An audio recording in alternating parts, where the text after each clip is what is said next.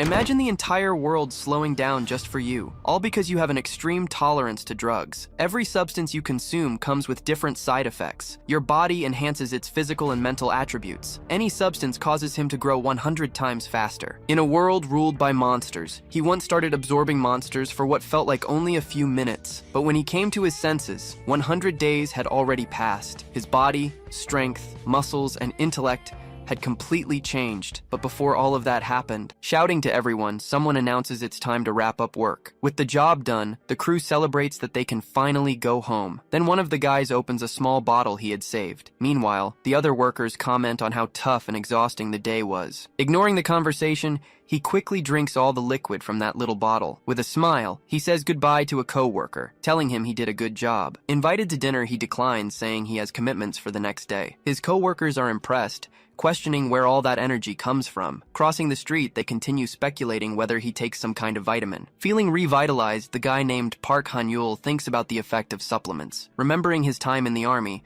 that's when a colleague offered him vitamins. He discovered that after a hard day, his fatigue would disappear completely. Back to the present, he runs toward the stop to catch the bus. Already inside the transport, he looks at his phone and thinks about buying a coffee. Suddenly, something catches his attention, leaving him with a confused expression. A young woman approaches him on the street, asking him to wait a moment. Curious, he wonders if she'll end up asking for his phone number. With a smile on his face, he turns and asks what she wants. She compliments him and invites him for a conversation, leaving him a bit confused. Then she introduces herself as a member of a cult, making him recoil immediately. Starting to run, he hears her ask him to wait and wish him a good day. Moving away quickly, he continues on his way without looking back. While running, he complains about scammers, saying he hates cults because of his father. Shifting to a flashback, the story shows that his father used to be a stable person. One day, he told his wife he would make an important decision about his life. After that, he quit his job and went to his parents' house in the countryside. There, he took various ingredients, being rushed to the hospital with stomach pains, until he went to the forest,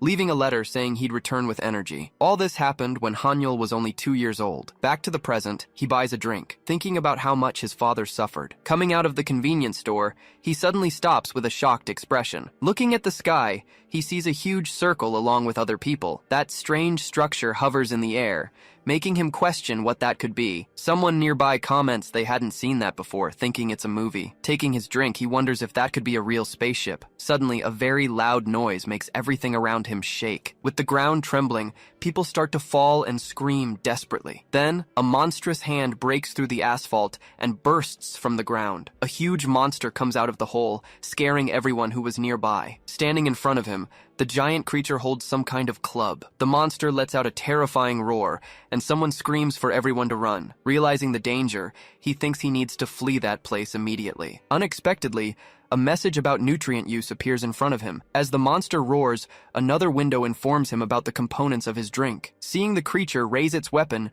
more messages about energy appear for him. A message warns that his senses and reflexes have been enhanced, making him dodge. Noticing the slowness of the attack, he's surprised by what just happened. Dodging once more, he wonders if he's seeing everything in slow motion. Still confused, he realizes the coffee he was holding spilled all over the ground. Looking at his hands, he questions if he always had a power like this. Seeing the spilled drink, he then speculates if the coffee caused everything. With this new perception, he believes he can escape that situation. But around him, people scream for help while being attacked by monsters. With a determined expression, he decides he needs to face those creatures. Taking a step forward, he feels that in this state he has a great chance. Advancing quickly, he lands a strong blow that throws the monster far away. The monster looks at him with great anger, preparing to attack again. Running toward each other, they prepare for the imminent confrontation. With the weapon falling, both he and the monster try to catch it in the air. Acting faster, he manages to grab the weapon's handle before the creature. With the club in hand, he raises it with all his strength to attack. Spinning his body, he lands a powerful blow that knocks the monster to the ground. Looking at the fallen enemy, he comments that he thought it would be stronger. Suddenly, his expression changes as he notices more danger approaching. Turning around, he sees a group of monsters running in his direction to attack. Gripping the weapon more firmly, he prepares for the new battle. With a defiant look, he says they can bring it on. Swinging the weapon, he prepares to hit the first monster in the group. His blow strikes the creature's face squarely, making it recoil from the impact. Taking advantage of the momentum, he continues the movement, hitting 2 others at once. With a series of blows, he manages to knock down several monsters that surrounded him. Even at a disadvantage, he keeps keeps fighting against the creatures that won't stop coming. With a quick movement, he prepares to hit one more of the monsters. Turning with agility, he lands another precise blow on one of the creatures. After one last attack, the last of the enemies finally falls to the ground. Looking back, he sees the body of the monster he just defeated. Tired, he stands in the middle of the street, surrounded by all the fallen enemies. Catching his breath, he believes the long battle has finally come to an end. But suddenly, the ground begins to shake, and something strange appears in front of him. With an expression of pure despair, he realizes the situation has gotten much worse. A new monster, much larger than the others, appears and stares at him with hatred. The giant creature shows its teeth, letting out a roar that shakes the ground. Holding the weapon, he thinks maybe the enemy is weaker than it seems. At that moment, a frightening realization takes over his face. He sees the monster raising its gigantic weapon for a devastating blow. Frightened, he realizes the effects of the drink have just worn off completely. Inside the store, someone yells at a kid to close the blinds for safety. Afraid of the monsters, two men argue about who should go close the door. Pushing the other one of them says that task is the employee's job. At that moment, the impact of the blow shatters the store's glass, throwing everyone. With the force of the attack, one of the men falls to the ground screaming in pain. Looking at the destroyed entrance, he drags himself away from the imminent danger. Standing at the door, the giant monster stares at him with a threatening expression. Seeing the creature's shadow approaching, the guy on the ground begs for help. Extending its hand, the monster tries to grab the man who screams to be saved. Meanwhile, the guy lights a cigarette and a message about elixir appears. After dropping the lighter on the ground, he takes a determined step forward. Leaping into the air, he rushes forward to attack the monster and save the man. Descending with speed, he lands a devastating blow right on the creature's head. With the impact, the monster is thrown out of the convenience store. Approaching slowly, he moves toward the creature that's still on the ground. Taking a drag, a message about the cigarette's chemistry appears in front of him. New messages about energy and stimulation appear as he observes the fallen enemy. With a smile, he warns that round 2 is just getting started now. After tossing the cigarette away, he prepares to continue the long fight. Shouting that he's coming in, he charges full force toward the monster. Getting close, he lands a powerful blow directly on the creature's face. With incredible speed, he starts unleashing a sequence of strikes without stopping. Taking the attacks, the monster seems to have no chance to defend itself again. The creature glares at him with a furious expression, grinding its teeth in rage. Reacting to the attack, the creature finally manages to strike back. Dodging barely, he manages to escape the blow that passes grazing by him. Without wasting time, the monster raises its arm for a new massive attack. Seeing his enemy full of energy, the guy also prepares his counterattack. With a final blow, he hits the giant creature's face dead on. Being thrown backward, the monster falls hard in the middle of the street. Even fallen, the creature looks at him with an expression of pure fury. Shouting that the monster should taste this, he prepares a new attack. With a powerful stomp, he crushes the enemy's head against the asphalt. Tired, he looks at the defeated creature, finally catching his breath. Wiping his face, he comments that it seems cigarettes work too. Then, he wonders if his mom is okay, while the monster moves. Suddenly, the creature's hand lunges forward and grabs him with great force. The monster's grip immobilizes him, holding his face with no chance to escape. Surprised, he screams while being held firmly by the creature's hand. Throwing him violently, the monster hurls him to the other side. Fallen on the ground, he receives a devastating blow from the enraged creature. But to the monster's surprise, something interrupts its final attack. With his hand, he manages to grab the creature's fist, stopping the blow. Gathering his strength, he screams for the monster to stop its devastating attack. Screaming that it needs to die, the guy strikes back with a powerful blow. With the attack's impact, the giant creature shows an expression of pain. Losing its balance, the monster staggers backward, finally being overcome. Still standing, he faces the monster while trying to catch his breath a little. With his face bruised, he shows all the exhaustion accumulated from that fight. After pushing the monster away, he finally collapses on the ground with no strength left. Fallen on the asphalt, he says he's exhausted and can't move a finger. Suddenly, his eyes open upon hearing a strange sound coming from afar. Looking at the city, he sees more monsters attacking people who are screaming. Someone faces the creatures, cursing the monsters that continue the attack. Unable to get up, he says he has no energy left whatsoever. Shocked, he questions where so many monsters are coming from and the reason for the attack. With great anger, he screams for those creatures to stop all of that. Then, a voice asking for help catches his attention in the midst of all the chaos. Running desperate for his life,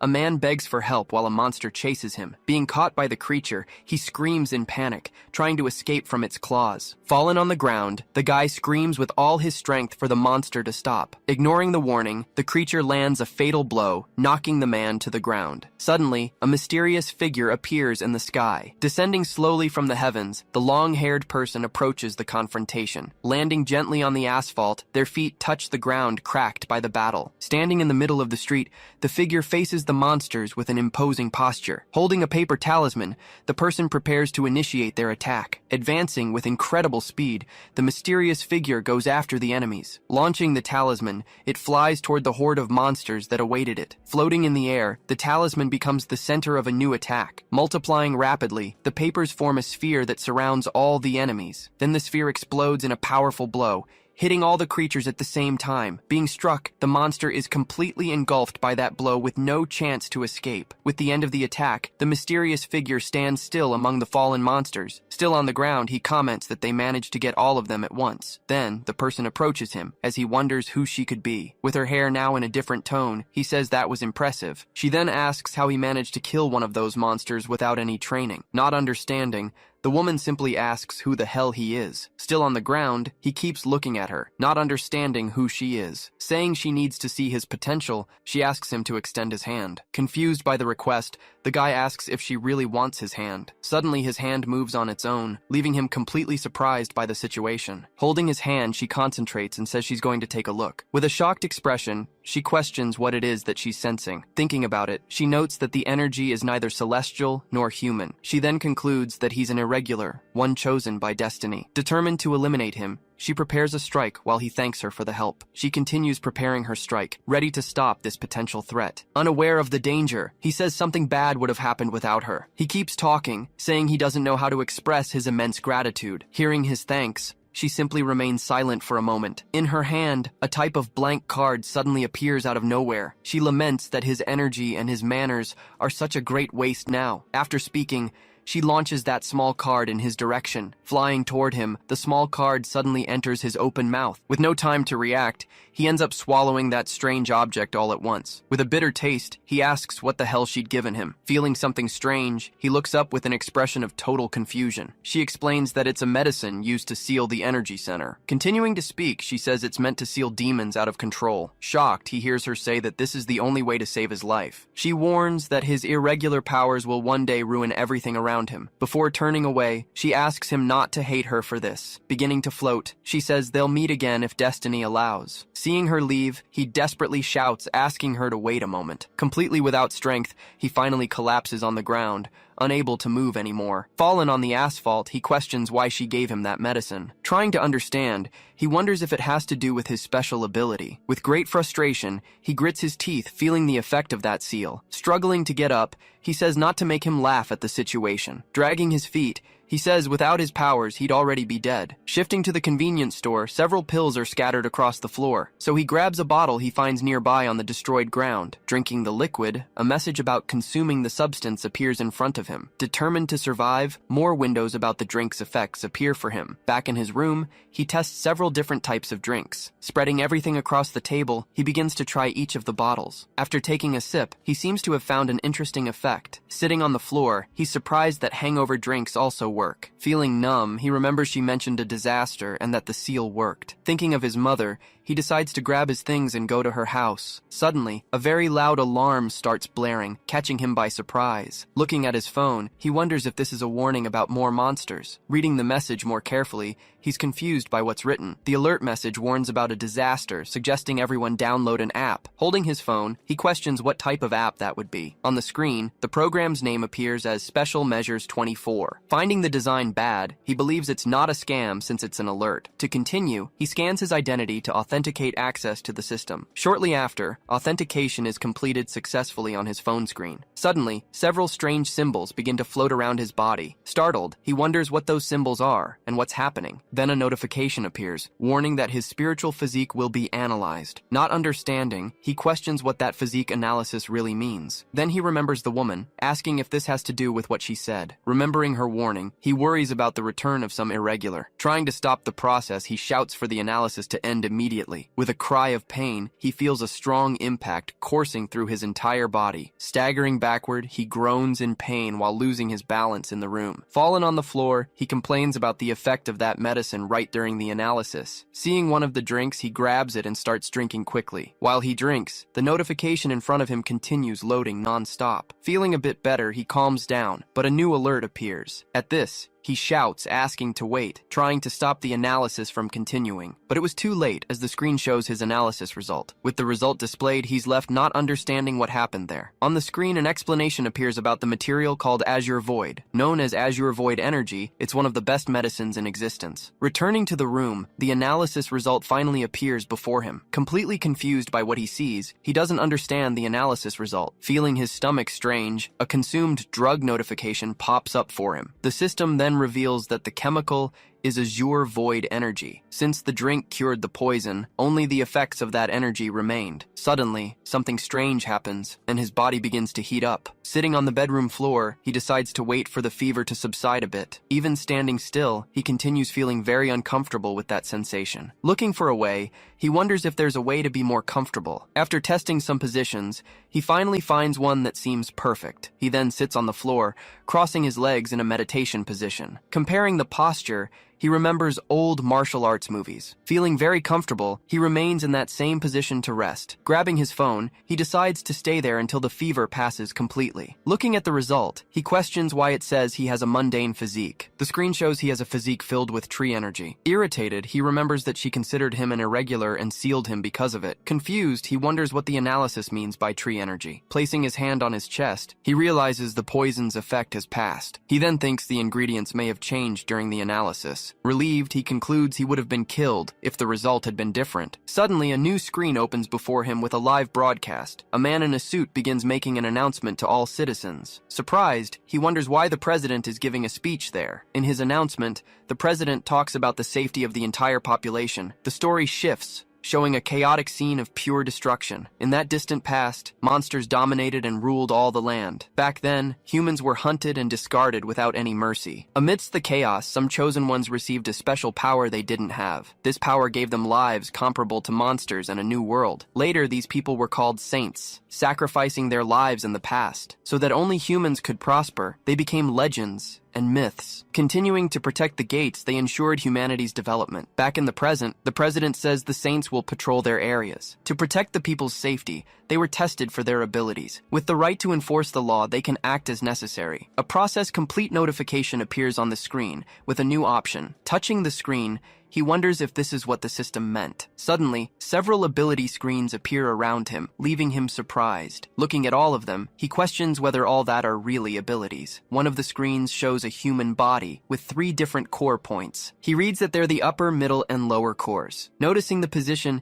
he wonders if they're the parts he felt heating up. The screen explains that with training, he'll feel heat in one of the 3 cores. When all 3 heat up, he can begin his training in the earthly paths. Sitting in lotus position, he questions if the system wants him to just breathe. He finds it funny that now he needs to practice a sacred breathing technique. So he concentrates and begins doing the breathing exercise slowly. With eyes closed, he breathes deeply, following the instructions on that floating screen. Surprised, he comments that all this is much easier than he imagined. He continues the breathing process, always following the screen's diagram. A message warns that feeling the heat can take months or even years. With enough training, he would reach a state of non-being, totally oblivious to his surroundings. He remains totally focused, taking the first step on his long journey. Finally, his path to becoming a saint had begun at that moment. But looking around, he's shocked by the plants growing throughout the room. With great force, the roots and branches even break through the room's wall. Looking at the cans, he asks what the hell all those plants are. Looking through the window, he wonders how long he stayed like that. Changing scenes, he complains that his phone is completely out of battery. He then searches for a clock to know what time it is at that moment. Walking a bit,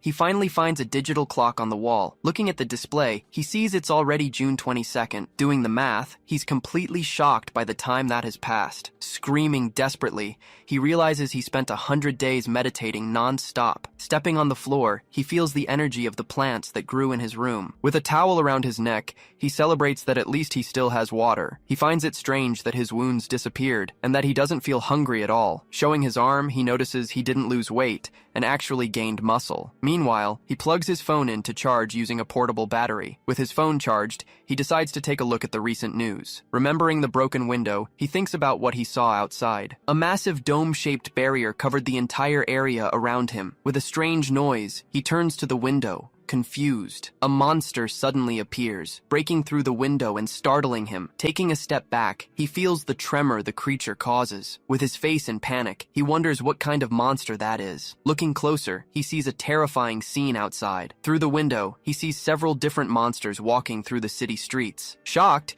he realizes there are monsters everywhere around him. Grasping the situation, he thinks he needs to get out of this place as fast as possible. Looking at his phone, he complains there's no network signal because of the barrier. Without many choices, he decides to open the emergency app he downloaded. He realizes he survived the 100 days thanks to that breathing technique. On the screen, a welcome message appears with his name on the app, but a warning informs him that some functions need an internet connection. Curious, he wonders if there's anything else he can access. Searching through the screens, he finds a window with all his information. Reading the screen, he questions what those charm copies would be. Touching another screen, he wonders if that can also be opened. The window informs him there are 3 charms he can use at the moment. The first one is a 9th level spatial magic called Light Steps. Finding it all very simple, he tries to use the ability, but something goes wrong. With a frustrated expression, he grumbles at not being able to use the power. Looking at the screens, he wonders if this is all he can do. Looking around, he comments that he doesn't feel any change in his body. Taking a step,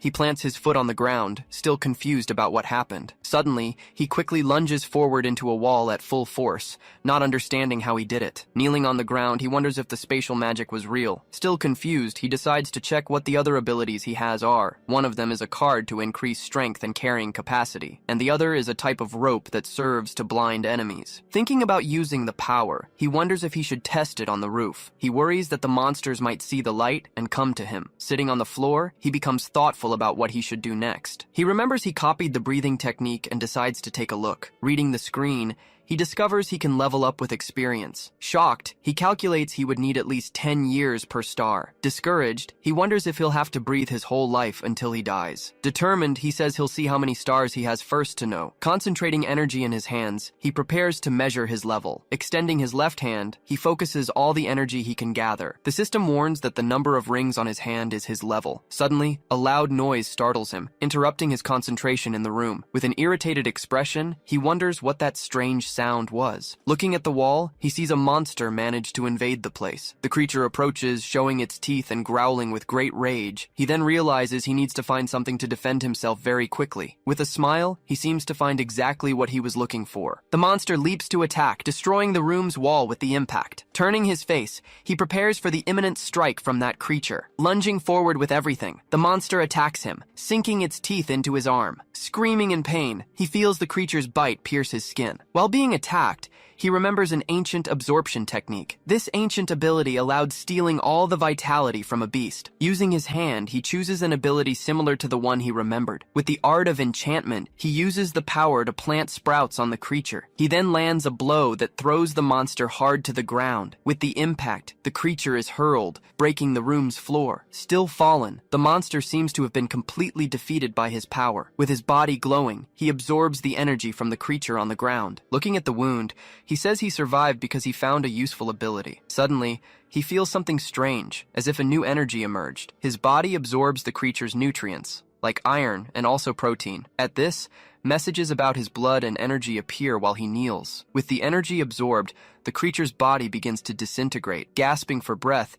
he feels the power he just gained from that monster. Looking at his hand, he questions what's happening to his entire body. He feels an enormous amount of energy flowing through him, leaving him surprised. Sitting on the bed, he wonders if this is because of the monster's vital energy. Standing up, he says this is great and that it'll be enough for now. Ready to leave, he notices something strange on the defeated creature's body. Approaching it, he wonders what those sprouts growing there are. He's certain those small plants weren't there before the fight. Deciding to take them, he believes they might be useful in the future. Walking down the corridor, he thinks he can only use the ability once. He concludes he needs to absorb the energy before finishing off the monsters. Thinking about his situation, he decides he needs to hold out until the rescue arrives. Then he prepares to use one of his light abilities. Turning the corner, he comes face to face with a new monster in his path. With its body ready, the monster prepares to attack with everything it has. Letting out a roar, the the creature charges toward him with great speed. He's attacked by the creature, which bites down hard on his arm. Confused, the monster realizes something strange is happening to it. Using his enchantment art, he creates layers of energy around his body. Screaming for the monster to let him go, he prepares a powerful counterattack. With a precise strike, he hits the creature's jaw, and it releases him. With no time to relax, he runs away from the monster that was knocked down. Running, he thinks he needs to get upstairs fast to call for help with the flare. Climbing the stairs, he's pursued by the creature that won't give up the attack. Complaining that the monsters are endless, he prepares for another confrontation. He then lands a blow that throws the creature against the corridor wall, but immediately after, he receives a strong hit that throws him backward. Fallen on the ground, he receives a sequence of blows from the creature without stopping. Looking back, he sees that another monster managed to reach the stairs. Running, he wonders how many monsters still exist in that building to face. Reaching the rooftop, he prepares to finally use his flare. Suddenly, a strike hits the rooftop, opening a crater and raising dust. Coughing hard, he manages to escape the smoke, recovering from the impact. He then turns around and is shocked by what he sees right in front of him. On the rooftop, an enormous monster emerges, breaking the ground with its appearance. The giant creature shows its teeth and its multiple eyes to Hanyul. Feeling like he's going to lose his mind, he finds himself surrounded by monsters on all sides. With a determined look,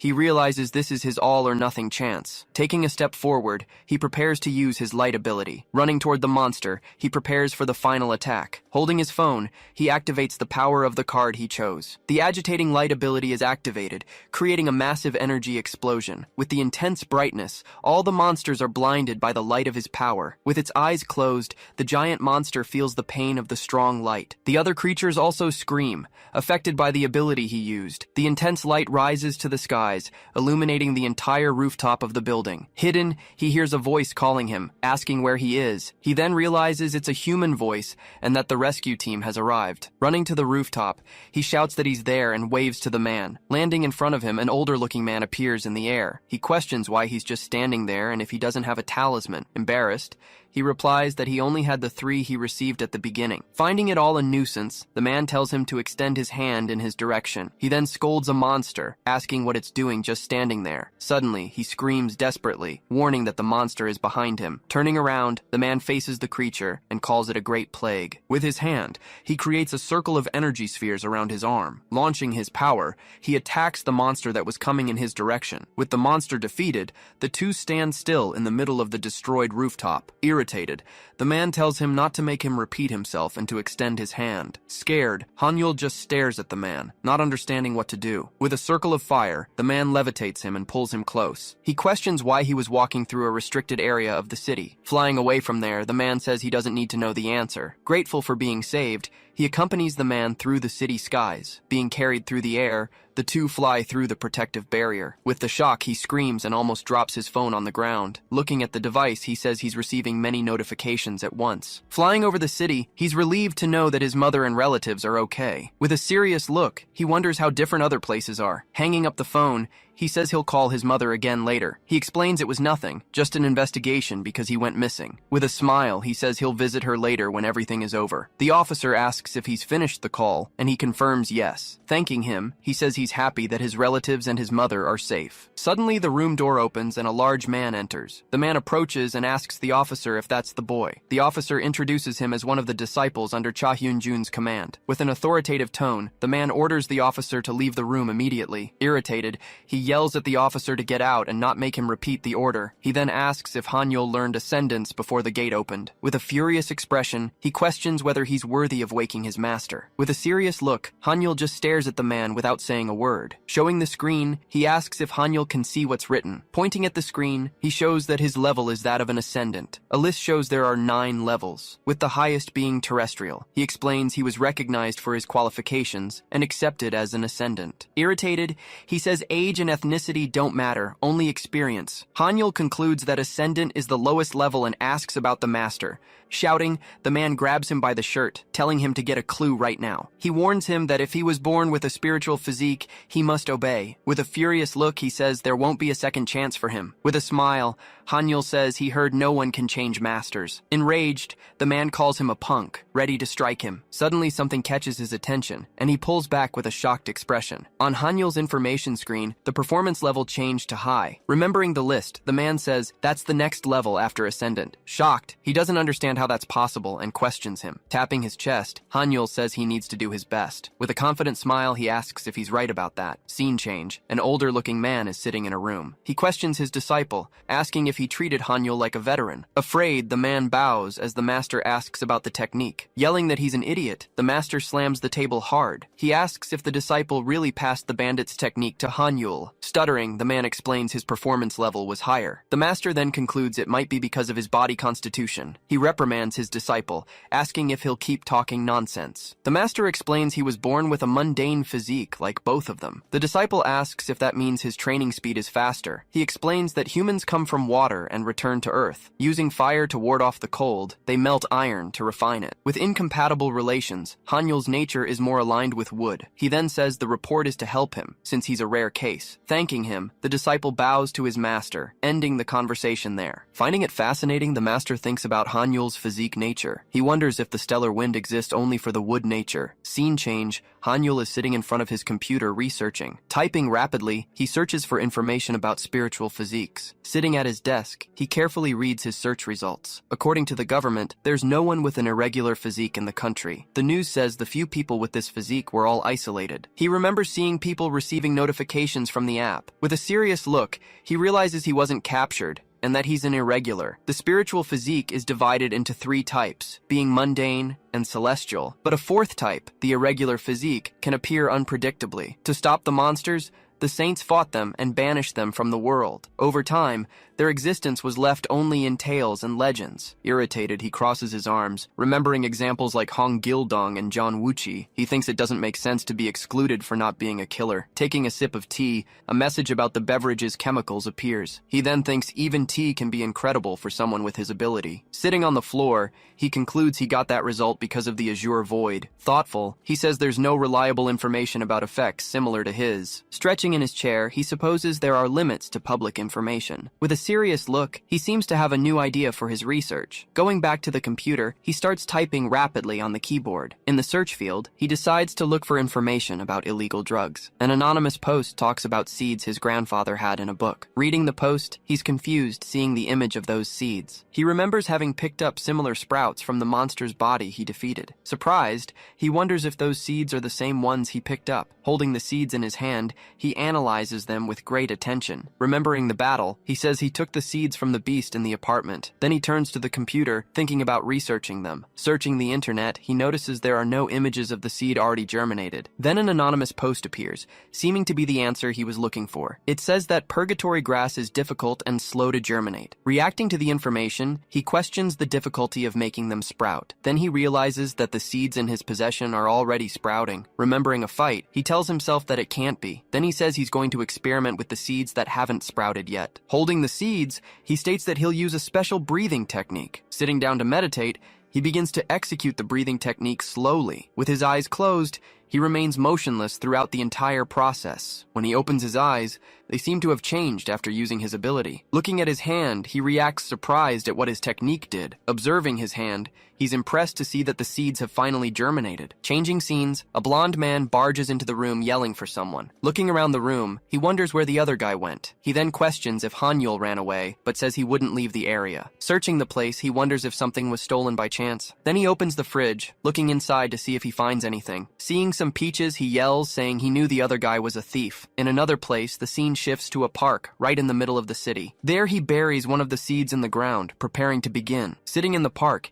he begins to meditate using his ability on the seed. After a while, his eyes open slowly as he finishes the process. He's then surprised to see the small tree that grew in front of him. Facing the tree, he says it grew a lot in just 2 hours. Touching the plant, he tells himself that this is simply incredible. With a smile, he confirms that his technique has the power power to cultivate plants. Saying he won't have problems, he decides to test the plant's sprout. Then he eats the sprout of the purgatory grass that he just cultivated. Sitting down to meditate again, a new energy begins to emerge from his body. With his eyes closed, he says the heat is starting to spread. Questioning what would happen if he absorbed it, the energy suddenly disappears. Asking if he did something wrong, he says he'll try the process again. But the energy disappears again, leaving him completely confused with the situation. Analyzing the sprout, he notices that part of the energy stayed in his abdomen. He then wonders if it's because the azure void is of better quality. Even without understanding, he says he'll try to absorb the energy one more time. Suddenly, while concentrating, his eyes begin to shine intensely. Then the energy reappears, but he says its heat is now different. Sitting in front of the computer, he tries to remember what the post said. Remembering the research, he says the grass has the nature of yin. Thinking about the matter, he says his technique absorbs the tree's energy. Questioning about the seeds, he wonders if he needs to absorb the yin energy. He then says his life is in danger if he encounters mixed energies. Leaning on his knees, he says it's a relief the efficiency has improved. Then he turns to the tree,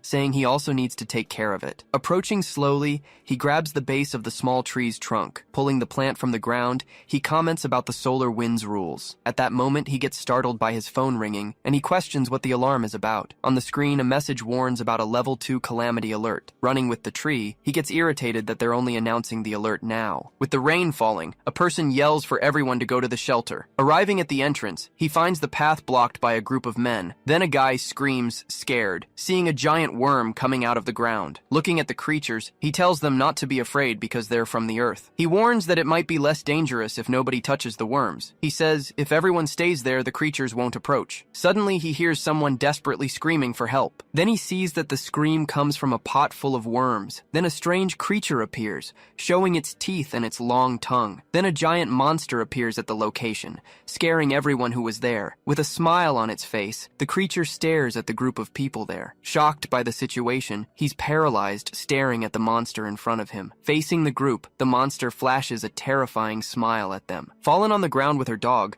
the woman desperately begs for help. Seeing the scene, he's completely paralyzed and shocked by the situation. Being grabbed by the creature, the woman keeps screaming for help there on the ground. The monster then throws the woman upward, hurling her with tremendous force. Falling into the pot, the woman lands among several worms. Surrounded by the worms, the woman is completely terrified by what's happening. From above, the monster just watches the entire scene unfolding down below. Frightened, one of the men says that almost happened to him too. Then the other man asks if he's also smelling cigarette smoke. Standing there, he appears smoking a cigarette while holding the tree in his hand. Saying it can't be, he faces the creature with one of his eyes turning red. Throwing the cigarette on the ground, he says they won't let a person die. Shouting that this doesn't make sense, he advances toward the monster. Holding the tree as a weapon, he prepares to attack the creature. He then delivers a powerful strike right to the giant creature's head. With the blow, the monster recoils, screaming in pain from the attack it received. Confused by the situation, he wonders if he was already this strong before. He then questions if the reason was the grass he ate earlier. Turning his face, he just tells himself it wasn't that. Then he realizes the rain is the Dragon King's tears. A message then appears, saying a substance was consumed by him. In it is written that the chemical is the Dragon King's tears. It's explained that the water makes trees grow much faster. The message also says the rain makes the trees even stronger. Activating and amplifying the energy of the wood element, the effect happens. Holding the tree,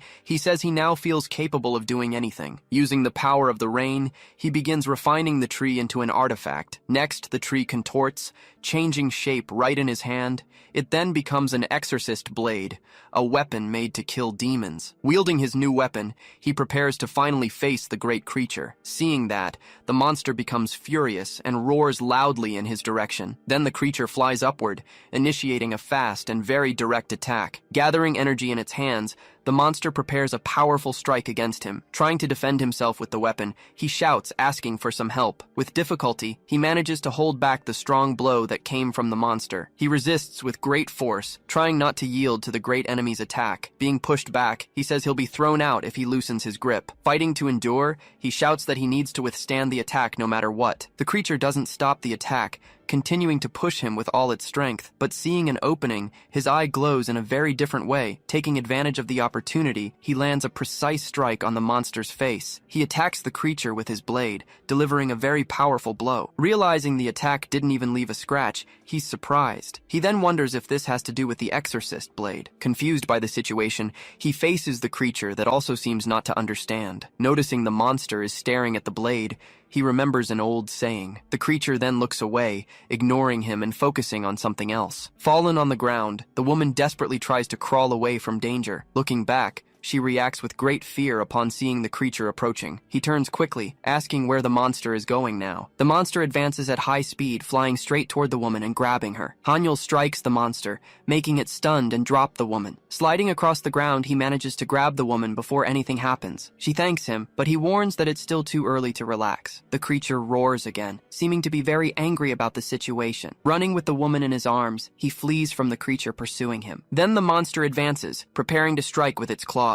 Holding the woman tightly, he receives a surprise attack. With the blow, he jumps back while throwing the woman at the barrier. Fallen on the ground, he sees the wall completely cracked from the attack's impact.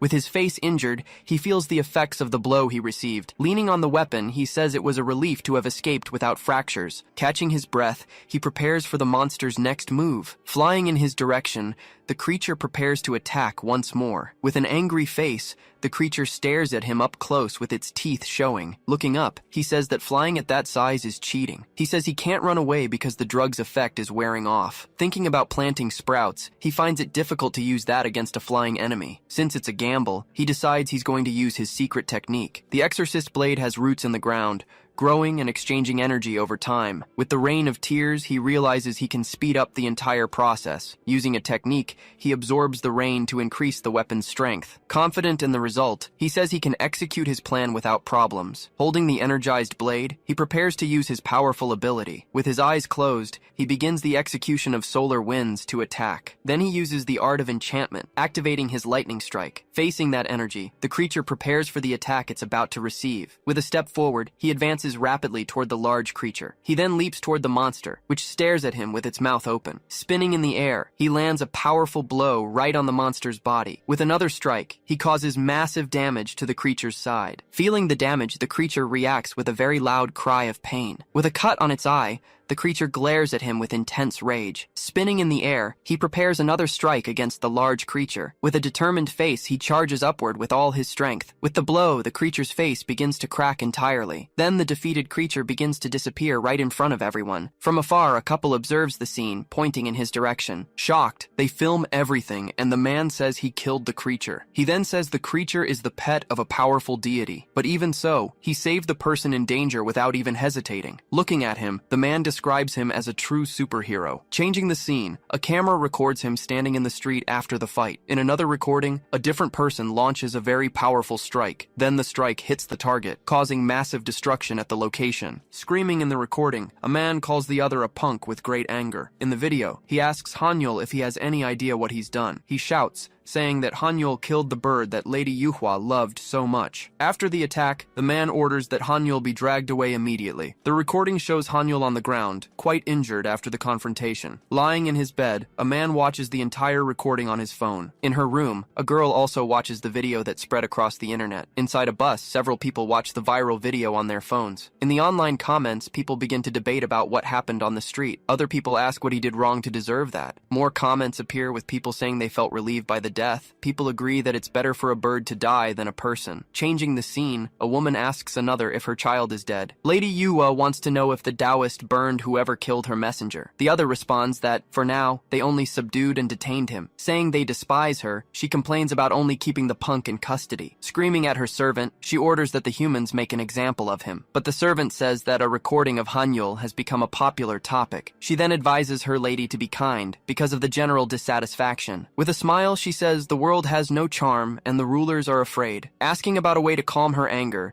she hears about a tribute. With a satisfied expression, she says she'll eagerly await this tribute. Noticing that the rain stops, The servant says the king's sadness has ended. She then says the king was satisfied with the rain ritual. Holding an object, she says the important thing is having gotten that in her hands. Her servant then bows, handing her a very special object. Looking at the item, she confirms it's exactly what she was expecting. The fruit is a treasure that blooms every 1,000 years and bears fruit in 3,000. Coming from the tree of immortality peaches, it grows in a mystical orchard. She says the orchard vanished when the queen mother sacrificed herself for everyone, saying she'll make the shell sprout. She states her name will replace the queen's. Changing the scene, walking down the street, Hanyul walks alone after everything that happened. With a tired expression, he continues his path amid the city crowd. Remembering the conversation, a man accuses him of making the deities look bad. Another man warns him not to stand out because they're the ones who judge everything. Leaving, he thinks he didn't do anything wrong and just wanted to help. With a smile, he says that although he lost his sword,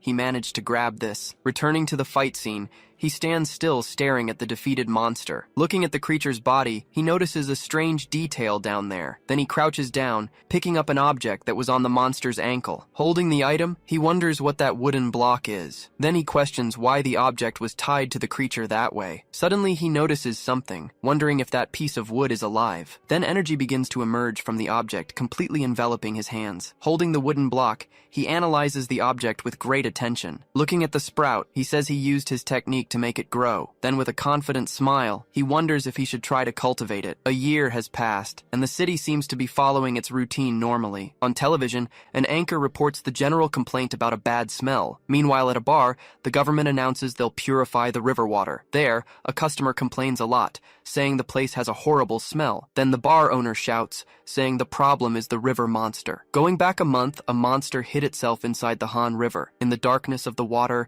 its red eyes shine in a very sinister way. Emerging from the river, the 1,000-year-old fish serpent finally reveals itself to all. Becoming a god, it proclaims itself the Lord of the Han River to everyone. Seeing the news on his phone, a man reacts with disdain to the situation. In a meeting, Yang Giju says that Fish Serpent is very petty. Then another man asks him to avoid comments unrelated to the meeting. Then a woman approaches, continuing what the other man was saying. She's Shin Samin, and she tells him to sit more appropriately. Ignoring what she says, he curses the meeting and she yells at him. With a smile, he asks if he's wrong about them solving the problem alone. Irritated by his attitude, she questions whether he really thinks that's right. A man says everything is based on the will of the elders present there. With an irritated face, she clenches her teeth with great force and anger. She then confronts him, asking if it was his master who taught him that. Remembering her master, she says thousands of citizens are already sick. She shouts that her master said they need to find a solution quickly. Pointing at him, she accuses him of having insulted her master with his words.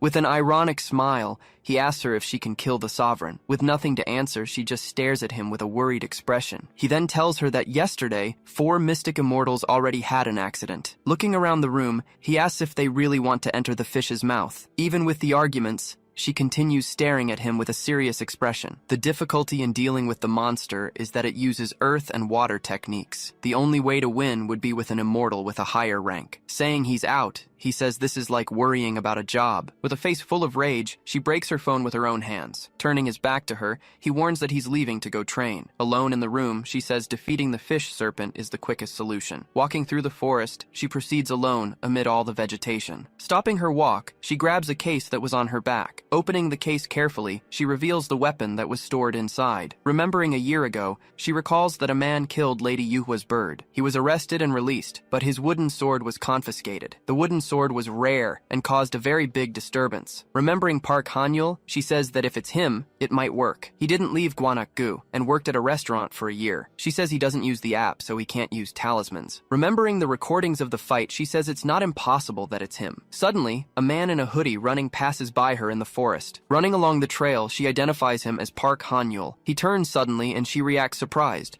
trying to reach him. Saying he turned suddenly, she states that she can't lose him. Using a special technique, she prepares to run much faster. With her pursuit technique, she advances at high speed through the forest. Running along the path, the chase continues at high speed between the two. Even with the speed, she complains that the pursuit is getting difficult. She then realizes that she can't in any way reach him. Running with a talisman, she laments not being able to close the distance between them. Hiding among the trees, he disappears from her sight for a moment. Arriving at a clearing, she wonders where he could have gone. Stopping her run, she finally tells herself that she lost him. Appearing behind her, he asks asks if she belongs to the Immortal Society. Taking off his hood, he says he didn't flee, but that he was surprised. Looking at his face, she notices that he's sweating quite a bit. Realizing he didn't use a talisman, she questions herself about his physical strength. Then he hands her a phone, asking her to take the device. Touching the device to her phone, he seems to initiate some kind of verification. Appearing on the screen, a message warns that the device's user has been changed. With an apprehensive expression, she closely observes what he's doing. He holds the phone firmly, waiting for the login process to finally finish. He asks if by showing this,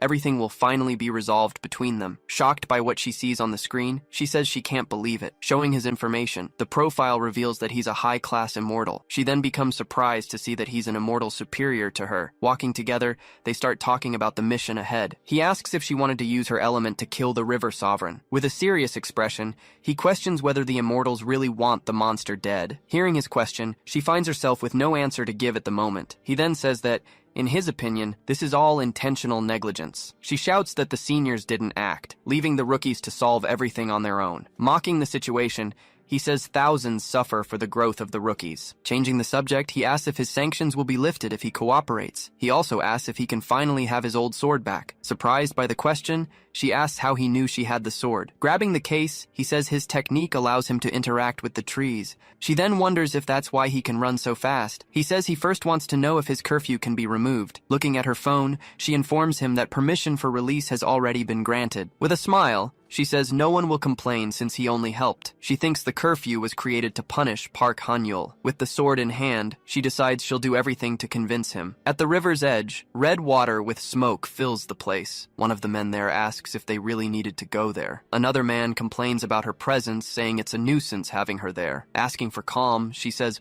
all of this is for the sovereign's slaughter. Watching Han-yul from afar, she wonders what he'll do. With his back to the river, he prepares for what's to come. Disgusted by the situation, he opens his fanny pack to grab an item from there. Showing the soil he grabbed, he says he didn't expect to use it so soon. She shouts his name, warning that it's dangerous to approach the water. Throwing the seeds into the water, he begins using his special technique. The seeds begin to grow, taking over the river's surface. Turning to her, he asks if she never saw this in school. She wonders if they're water hyacinths, and he says yes, they purify the water. Saying he's done half the work, the monster appears in front of him. With the sovereign there, he prepares for the great battle about to begin. Grabbing his sword, he prepares to start the freshwater fishing. Casting his bait into the water, he draws the monster's attention to himself. The creature bites the bait, and the battle between them finally begins. The monster screams, saying he is the god of that river to everyone. Irritated, he launches a powerful strike toward the giant snakefish. Dodging the attack, he prepares to launch a counterattack at the creature. Running across the plants, he evades another one of the monster's attacks. With a smile, he uses his technique to create ice items. Launching ice arrows, he hits the monster with several consecutive strikes. Enraged by the attack, the monster screams, asking how dare he. Hit by the strikes, the monster loses reaction and begins to turn. The monster takes the blow, screaming with the force of the impact it received. Burning with pain, the monster calls him a punk with great rage. Using an umbrella, she protects people from a water attack. Impressed, she says he used the plants to purify the water. Even so, she thinks at this rate he still won't be able to win. The monster says he dealt with an energy very difficult to see, but he warns that his tricks won't work against him anymore. With his hoodie zipper, he prepares to use another technique. Throwing more seeds into the water, he begins using more of his abilities. The seeds begin to germinate, transforming into something new in the water. Lotus flowers emerge, growing and taking over the entire river. Jumping between the flowers, he advances to attack the monster once more. Holding his last item, he says that's his last seed. With the seed in hand, he prepares for the final attack. Launching the strike at the creature, he finally manages to defeat the sovereign. The monster says that's the tree that was struck by lightning. He then questions him if he's really going to destroy his body with that. With a smile, he says it's a toy he put his heart into. With a final scream, the monster is defeated and begins to fall apart. He says that's his dart, and he can't simply leave it. With the power in his hand, he prepares for the last attack on the creature. He then launches the power going all out toward the monster. The power hits the body dead on of the great creature that was there. Being hit by the electric dart, the monster feels the shock from within. The strike spreads through the river, electrocuting the monster entirely inside. With the creature's defeat, the blue and clear sky appears again. Surprised by the change, everyone observes the sky that's now clear. Smelling the air, a person says it smells like fish. With the battle finished, he says the air is more refreshing now. With sword in hand, he prepares for another another one of his strikes. On top of the monster's body, he says he committed a bad act. Kneeling on the creature, he laments that he drew attention to himself again. A woman says that growth was meant for disciples, not for ordinary people. With his eye focused, he says he finally found what he was looking for. Holding the monster's core, he says the item is smaller than he expected. He then says he'll take that as his great reward for the mission. Suddenly, a man appears, shouting and calling him a punk again. Launching a chain attack, he traps him with his special ability. Bound by the chains, he's lifted into the air, unable to move. Shouting at him, the man asks if he knows what he just did. The woman recognizes him and shouts that he's the celestial king Nucha. Remembering the conversation, she realizes everything was based on the elder's will. She then realizes that all of this can't be just a coincidence. She questions him, asking if he'll say what's safe or not. He then asks if her master doesn't know the seriousness of the situation. Shouting, he questions if they're doubting Hanyul's identity. He warns her that if she opens her mouth, she'll bring humiliation to her master. With a laugh, he faces the celestial king with a smile on his face. With a confident expression, he turns to the man in front of him. The man asks if he's lost his fear, and he says no. With a smile, he asks if he did something wrong by any chance. The celestial king stares at him, not knowing how to respond to his question. He says it's already been verified by the app that he has an irregular physique. Turning his face, he asks if about 3 minutes have passed already. He says they appeared pretty fast after the fish died. With an accusatory tone, he says they must have been watching everything. He accuses him of coming quickly because he ruined his disciple's stage. Angrily, the man calls him a punk and tells him to shut up. Suddenly, she's hit by a very strong and unexpected blow. The man says she brought all of that upon herself. He says it doesn't matter how much she tries. Nothing will help. With his eye trembling, he prepares for what's to come. Coughing hard, he recovers from the blow he just received. He says being hit in the stomach is the same as before. Pointing his sword, he prepares to face the celestial king. Surprised by the attitude, the man says he's an insolent punk. Angrily, he asks if Hanyul knows what it means to point. He then asks if Hanyul wants to say his last words. With a smile, he says he won't die and that he can't kill him. The man shouts that his arrogance is as high as the sky. Launching a strike, the man attacks with all his force in his direction. With a smile on his face, he prepares for the counterattack. With the explosion, he thinks Hanyul was defeated. Surprised by what happened, the man doesn't understand where the attack came from. In front of him, another man appears to protect him from the king's attack. The man introduces himself as the immortal spirit Pung Baek. He says he came there because of a request from Lady Yuhua. The celestial king says he wasn't rude, but that the violence was unjustified. The man then says if he picks a fight, he won't avoid it. He warns not to interfere unless he has a good justification. With the situation resolved, everyone withdraws from the battle site. The man questions himself why the lady called the elder to save him. Walking together,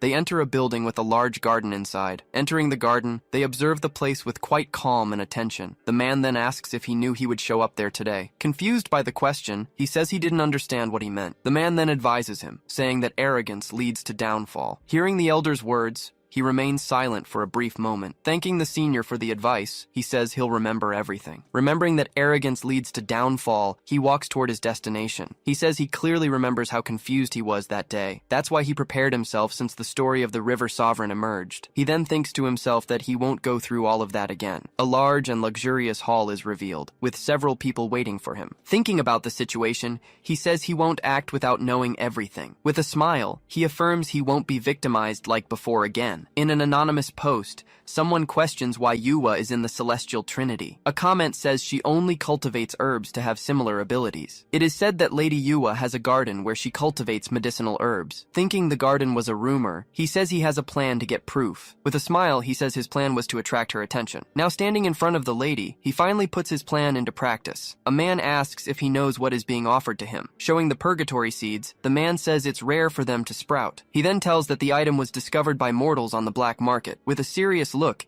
he says he searched for the seller to punish him. With a smile, the lady asks who the seller was that he was looking for. Bowing on the floor, he says he sinned gravely by doing that. He says he had no choice as his living conditions were very bad. The lady tells him to raise his head and stop all that theater. She says he already paid, but the price for killing her bird is not light. She says she will show her mercy to him one more time. Then she asks why he doesn't work in her garden for her. She says she has a garden where she cultivates her grasses and her trees. With his abilities, she says he would have a good influence on the garden. Thanking Thanking her, he says the growth of the plants is because of his technique. He says the technique takes only 1 or 2 days to produce fruits. She then questions him, saying his ability is lacking with him. With a smile, she stares at him with a very thoughtful expression on her face. She says he has more courage than he appears to have at the moment. Surprised by her words, he stares at her without understanding what she wants. With a hand gesture, she says everything is fine and accepts the proposal. She says she will support him with the herbs from her garden and tools. Hearing her proposal, he remains silent for a brief moment. Thanking her, he bows as a sign of respect for her decision. With a smile on his face,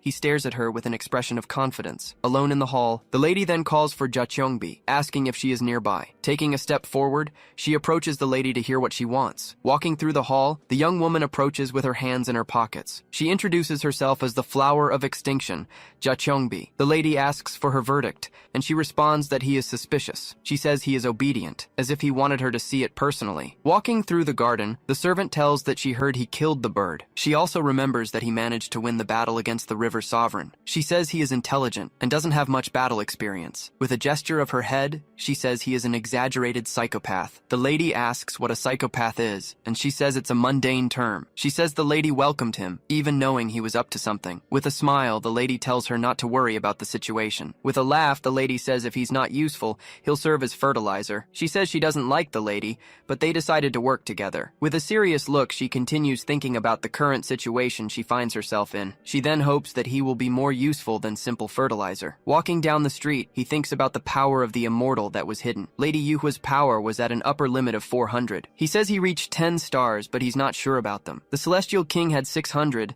and Pung Bek had 400 power. Taking his phone from his pocket, he prepares to do a verification. A welcome message appears on his phone screen for him. His profile shows that he is a 23-year-old mystic immortal. He says the app showed a wrong level on purpose for her. With a serious face, he calculates that his power is about 45. Walking through the grass, he says he needs to work even harder. Alone in the field, he prepares to start his intense training. With lips pressed together, he tells himself he's there to train. Standing in front of a tree, he prepares to start the training. With a smile, he says today he brought something special for her. Burying the item in the earth, he says it's the sovereign Sintamani. Kneeling in front of the tree, he prepares to do his part. Looking at the tree, its energy begins to flow in his direction. With a smile on his face, he asks her to give one to him. Meditating in a quiet place, he floated calmly above a large tree. Sitting on the grass, he continued his training with his eyes tightly closed. A solitary tear ended up rolling down his face as he trained. Suddenly, he opens his eyes, looking startled by something around him. Standing up, he comments on how the smell of the peaches was really good. He says that just by breathing there, he managed to increase his attack power. Then he notices a peach, saying it still seems pretty small. Seeing the fruit there, he says how it grew and ripened in this situation. He then wonders if there's no problem with just picking it and eating it. At that moment, someone asks him not to be hasty, leaving Hanyul surprised. Looking down, he spots a small figure standing near the sacred tree. Confused, he wonders if what was in front of him was a bear. He asks the elder being who exactly he could be. Introducing himself, the creature says the ancient father named him Gwanak. Smiling, he understands he's talking to the mountain god of Gwanaksan. He explains that the master of Mount Gwanaksan was quite an unlucky spirit.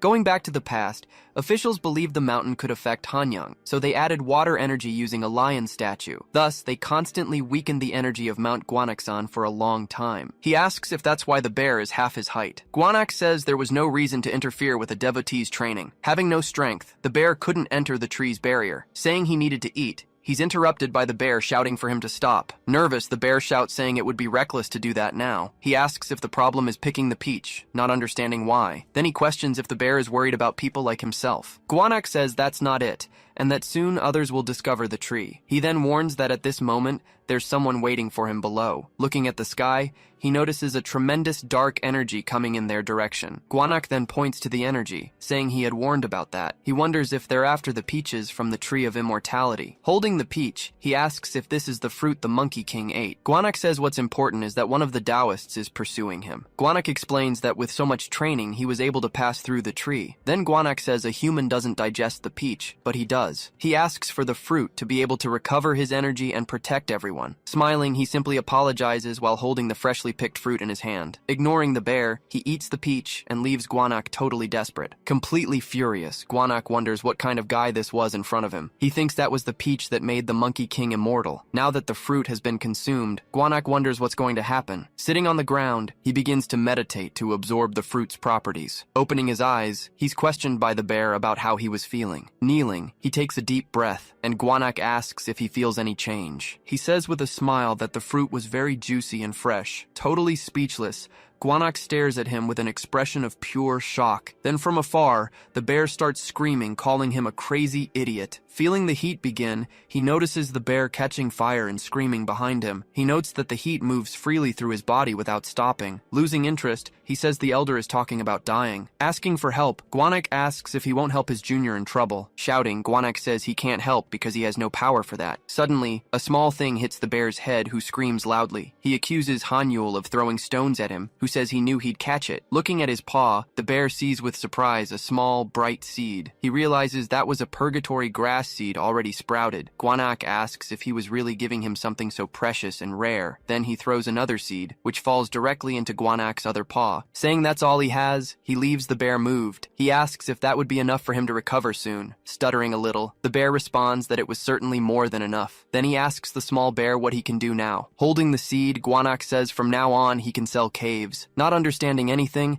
he asks if he by any chance heard correctly what the bear said. Gwanak explains that the seeds don't restore his power, he can only sell dungeons. Suggesting an action, Gwanak says they should deal with whoever is looking for him. Grabbing his phone, he says he can check the location with the device. A screen opens up, and he comments that the phone has this function. Gwanak then recognizes it as the map of the area around them. He says he'll take care of the nearest enemy, stating that he's really going to fight. Worried, the bear thinks that with his current power, he'll certainly lose. Running through the forest, he says he's finally managed to find his first target. Sensing the approach, Giju looks up as if on alert. Standing at the top of a cliff, he faces Giju, who was down below. Recognizing the energy, he asks if Hanyul is a disciple of the celestial king Nukcha. Smiling, Giju just stares at him, neither confirming nor denying the question. He then asks if his master gave the order to take him. Confirming the mission, Giju pulls something from inside his own shirt. Showing a weapon, he says his master even gave him that. Smiling, he asks if the other knows what that fox fan is. Gwanak says that even a five-tailed fox is extremely rare to see. A spiritual creature emerges from the weapon,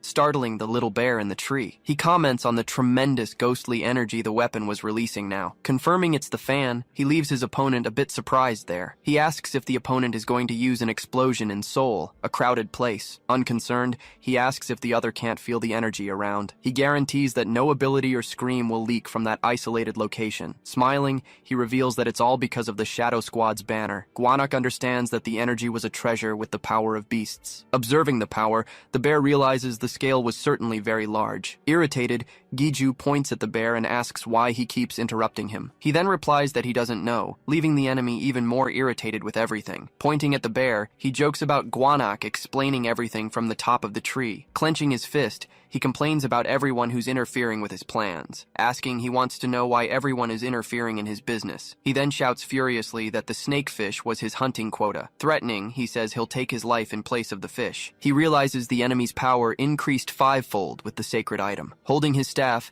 he prepares to fight against the item's power. Remembering, he says he distributed his energy throughout the mountain when Shin Soman appeared. At that instant, a great energy begins to gather throughout the forest. Surprised, Gwanak realizes he's pulling all the energy back to himself. Activating the first star, he uses the wind distribution technique. With his eyes glowing, he states he's bringing back his energy. The opponent attacks, unleashing a barrage of strikes that advance rapidly. Countering, he spins his staff and launches a massive strike in the opposite direction. His strike advances with speed, meeting the enemy's attacks head-on. Undoing the technique, his strike completely neutralizes the advance of the enemy's power. With a focused look, he faces his opponent, preparing to continue. Holding his staff, he concentrates the energy flowing directly from nature. Gwanak says he can't believe the human integrated with nature. He wonders if that type of martial art was really possible to exist. Reminding the enemy, he says nothing would leak from that place, right? Smiling, he warns that whoever attacks must also be prepared to be counterattacked. With great anger, his opponent just grits his teeth, unable to respond. Raising his weapon, he shouts, questioning how a bastard without roots dares to do this. Suddenly, he looks at his own body, not understanding what was happening. The weapon begins to drain his energy, making him scream in desperation. Seeing the scene, Hanyul is a bit surprised with the fight's outcome. Falling to the ground, the enemy is defeated,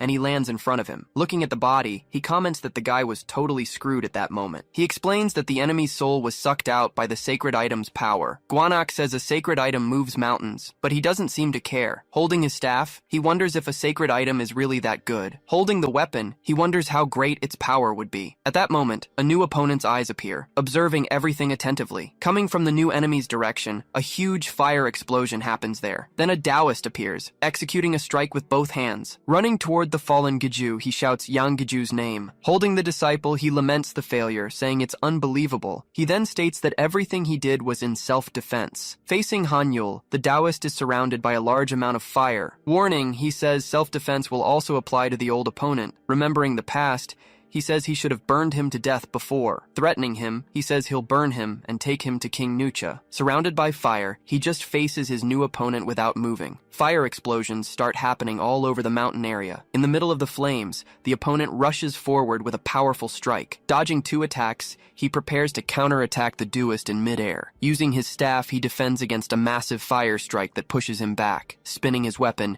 he manages to deflect several strikes coming his way. He keeps defending himself with great difficulty against the powerful opponent. Taking a direct hit, he ends up being thrown far away by the impact. Gasping, he realizes he's at a major disadvantage against this specific enemy. He complains that of all the elements, it just had to be fire. Floating in the air, the Taoist stares him down with a superior look. Guanak shouts at him to use the fox fan, telling him to channel energy into it. Just then, the little bear gets hit by one of the stray flames. Taking a deep breath, he questions whether he should really use the fox fan. He wonders if his soul wouldn't be sucked out like Yang Gaju's. Deciding to try at least once, he grips the item more firmly. Swinging the staff, he releases a powerful strike with nature's energy. Surprised, the enemy questions how he dares to use the fox fan. With difficulty, the Taoist tries to defend against that power with his bare hands. The 2 powers clash, causing a massive energy explosion at the site. Shocked, he looks at the result of the collision, seeming not to believe what happened. Fallen on the ground, he realizes the true magnitude of the sacred item's power. Getting up, he starts searching for Guanak, not seeing him anywhere. Taking advantage of the distraction, the enemy attacks him with a high-speed strike. Getting hit, he can't avoid the attack and feels the full impact. Kneeling, he puts his hand on his chest, feeling the wound from the strike he received. Coughing, he says he thinks one of his organs was pierced in the attack. The enemy calls him a bastard,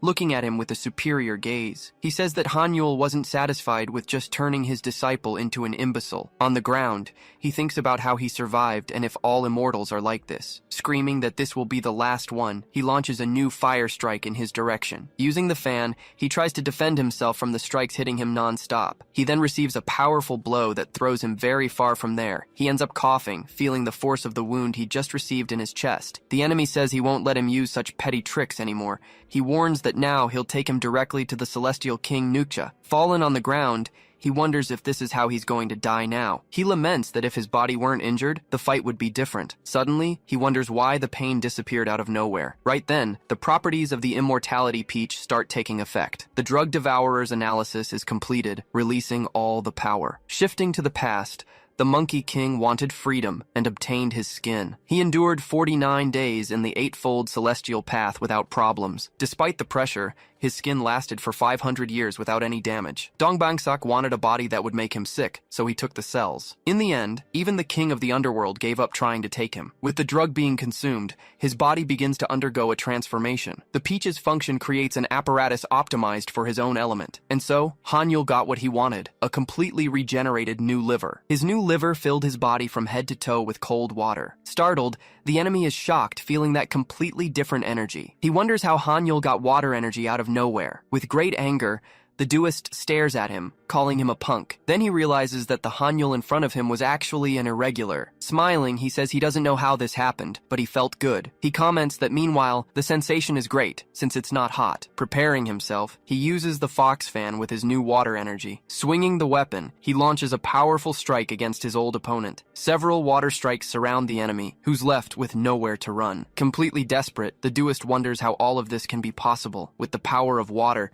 the attack destroys everything that was at the site. Screaming, Guanak slaps his face, asking him to open his eyes. Fallen on the ground, he wakes up and Guanak asks if he's recovered yet. Sitting down, Guanak asks what he did to leave the place full of water. Not understanding, he questions what water the little bear was talking about. Looking around, he realizes the entire mountain was flooded by water. He notices the surrounding trees were also destroyed by the ability. Not even the ground escaped, being destroyed by the power. Guanak shouts, asking the boy to say something about the situation. Seeing the river he created, he thinks all of this was a huge mess. On the ground, the duist's body lay completely motionless and defeated. Searching the body, he wonders where the barrier flag could be. That's when he ends up finding something, wondering what it could be. He then holds a small red pouch with a strange symbol in the middle. Gwanak says that's a treasure pouch, leaving Hanyul confused. Explaining, the bear says it's a magic pouch for storing items. Gwanak shouts that there's no time for this, warning that others will come. Thoughtful, he seems to be hatching some kind of plan for the situation. Looking at the body on the ground, he seemed to have a sudden idea. Grabbing the body, he throws it on his back, and Gwanak asks where he's going. He then throws the duist's body into the middle of the river he created. Shocked, Gwanak asks what he's thinking doing something like that. Gwanak says if they stay, they'll discover the peach tree. Smiling, he asks Gwanak to wait just 1 second. Then he uses his technique, freezing everything around with the power of water. He uses the second art of the chance, the execution of the winds of light. With that, the collection of fallen leaves covers the duist's body on the ground. Gwanak is shocked, unable to believe what he was seeing happen before him. He realizes the tree is absorbing the body to generate a new fruit. Gwanak says fortunately, they didn't arrive too late to stop the others. Seeing 2 people approaching, he says they escaped by a hair. Outside, the men wonder where he is, not seeing the barrier. Gwanak complains that if the enemy wasn't fire-based, they'd have a new fruit. Looking up, he notices the tree was now full of flowers. He asks about the medicinal effect, but Gwanak says it's a secret treasure. Gwanak thinks that since he didn't change, the fruit was too young. He thinks about the power of his liver and what a ripe fruit would do. With his eyes closed, he concentrates, with Gwanak floating beside him. Gwanak calls his attention, wanting to ask the boy something. Shyly, he please asks if he can see the world outside. He says that's no problem, since he can use his alter ego. Then he understands that to maintain form, the bear will be a parasite. Gwanak complains it can't be helped, since nobody leaves offerings for him. He agrees to take the bear, who gets excited about the new opportunity. In return, he asks Gwanak to give him something he has. Happy, the little bear throws a club in the direction of the boy who catches it. He wonders if that would be a motdongsan, not understanding what it was. Gwanak then says it's not that, and begins to give an explanation. For a long time, a certain presence appeared throughout East Asia. This presence was a fantasy race with abilities, the feared goblins. They not only had physical abilities, but also a very spiritual physique. Their nature was enhanced by tools that improved all their abilities. These tools were the helmet and the famous club of the strongest goblins. Holding the club, he asks if he can use it, remembering an ancient rule. Gwanak says the treasure can be traded with a goblin for anything. He explains that losing the weapon means the owner also loses their power. Realizing the situation, he understands that Gwanak doesn't know who the owner is. Analyzing the club, he says that from what it seems, it doesn't sound too bad. Agreeing to go together, he makes the little bear extremely happy and grateful. With the excited bear on his shoulder, he prepares for the new journey. Going to the city, he says they'll now work for the Lady of the Garden. Remembering the victory, he now had Yang Gaju's items as his own. Arriving in Seoul, the news was about the G22 summit that would happen on the 31st. The government was making special arrangements to meet the high-class immortals. Inside the car, a man comments that the reason for the summit was Marvel Tower. Confused, he asks if the name was Babel, and the man quickly confirms. It was the Tower of Babel, built to reach the heavens by ancient humans. The conversation was about how rebuilding the tower would unify the world's languages. Inside the car, he hears about how there are many businesses based on translation. He thought this whole story wouldn't have anything to do with him. That's when he gets startled, feeling something strange and unexpected on the road. Then the car suddenly stops, with a mysterious figure in front of it. Startled, the driver asks what happened and if a monster appeared. He then looks at the figure, getting a little surprised by who it was. Pulling the hood back, the figure finally reveals who they really were. Looking at them, Jachombi simply orders them to get out of the car now. Stepping out of the car, he introduces himself to the young woman as Jachombi. She says she was requested to be his assistant for now. She asks him to follow her, saying she doesn't care what he does. Threateningly, she says her name must not be involved in his foolishness. Smiling, he responds yes, and that he'll be very careful with everything. Looking at his phone, he reads her name while the bear copies the phone case. He then asks the bear if by chance he knows her from somewhere. Gwanak says he wants to tell her weakness, leaving Hanyul curious. The bear then says her weakness is that she likes handsome men. Not understanding, he asks what Gwanak meant by that information. Going back to the past, there was a man famous for his elegance in Jeju. Moon Dor-young, son of a divinity, was known for being very handsome. Jachongbi, a common girl, saw Moon Dor-young while he was taking a bath. Upon seeing him, she became completely enchanted by the beauty of the Hanyul in front of her. At that moment, she awakened her spiritual body, even with the gates of heaven closed. He says she was lying, but Gwanak says it's not impossible. The bear explains that some awaken when body and mind are in shock. Since she had the same physique, Moon Do-ryung's family accepted her. Then the bold Ja Cheong-bi began to go after Moon Do-ryung with everything. He asks if the Hanyul let a love that wouldn't work out begin. Saying she had no reasons to see him, she decided to create her own reasons. With her new power, she was determined to conquer everything she wanted. In less than 100 years, Ja Cheong-bi conquered the entire island of Jeju. She became known as the flower that will reach the heavens and sweep the world. Once she became a dynast, she asked him for marriage formally. While she dreamed of the future, the father and son conquered Jeju. On the wedding day, while she was getting ready, someone appeared to meet her. She then turns around, seeing the figure standing in front of her. Then 2 men advance toward her, preparing a very powerful strike. Screaming for her to die, the men used the power of the extinction flower. Instead of her beloved, she found several armed assassins in front of her. With red eyes, she became very angry at that whole situation. Taking a step, she prepares to fight against all who betrayed her. Floating in the air, she advances toward the men to start fighting. With a powerful strike, she attacks one of the assassins with all her strength. Launching an energy blast, she hits all the enemies at the same time. Even being attacked, with her ability, they couldn't go anywhere. That fight was recorded as a great battle that almost sank the island. In the end of it all, the fight finally reached a conclusion for them. The one who lost the fight was Ja Cheong-bi,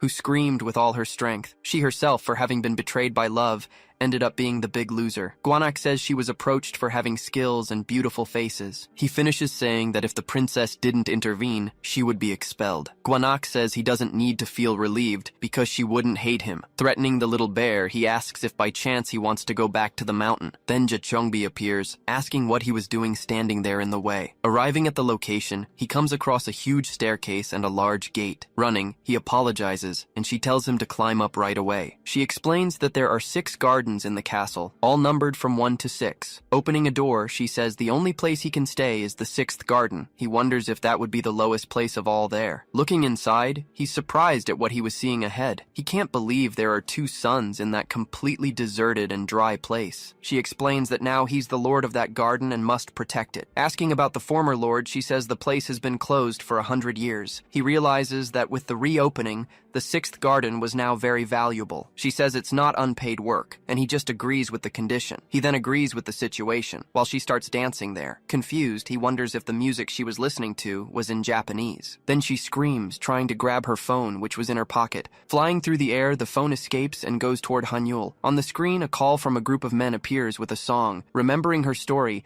he's shocked and thinks about being careful. Very carefully, he tries to talk to her, measuring his words well. Saying he respects her, he stands still waiting for her reaction there. Slowly opening his eyes, he sees the small bear's face in front of him. Gwanak then says he finally woke up, while holding a small red seed. Confused, he just stares at the small bear, not understanding what was happening. Lying on the ground, he asks what happened, and Gwanak says 2 hours have passed. He sits up, and Gwanak explains it was a clean and precise strike. Thinking about the defeat, he hears the bear say that the seeds from there were excellent. He understands that she'll watch over the place until the next big harvest. Then he realizes that if he shows his ability, they'll ask him to cultivate more. He thinks about cultivating the peaches from the tree of immortality or something else. Determined, he decides to use the 6th garden to become even stronger than before. He won't let anyone touch him or his family ever again. To do that, he says first of all he needed to start the work. Looking at the messy field, he decides he's going to do something about that. Turning around, he grabs his backpack and puts it on his back to leave. Opening the case, he sees that his old staff was completely burned out. He says he overdid it last time. That's why the staff ended up like this. With force, he plans what was left of the wooden staff into the ground. Thanking it,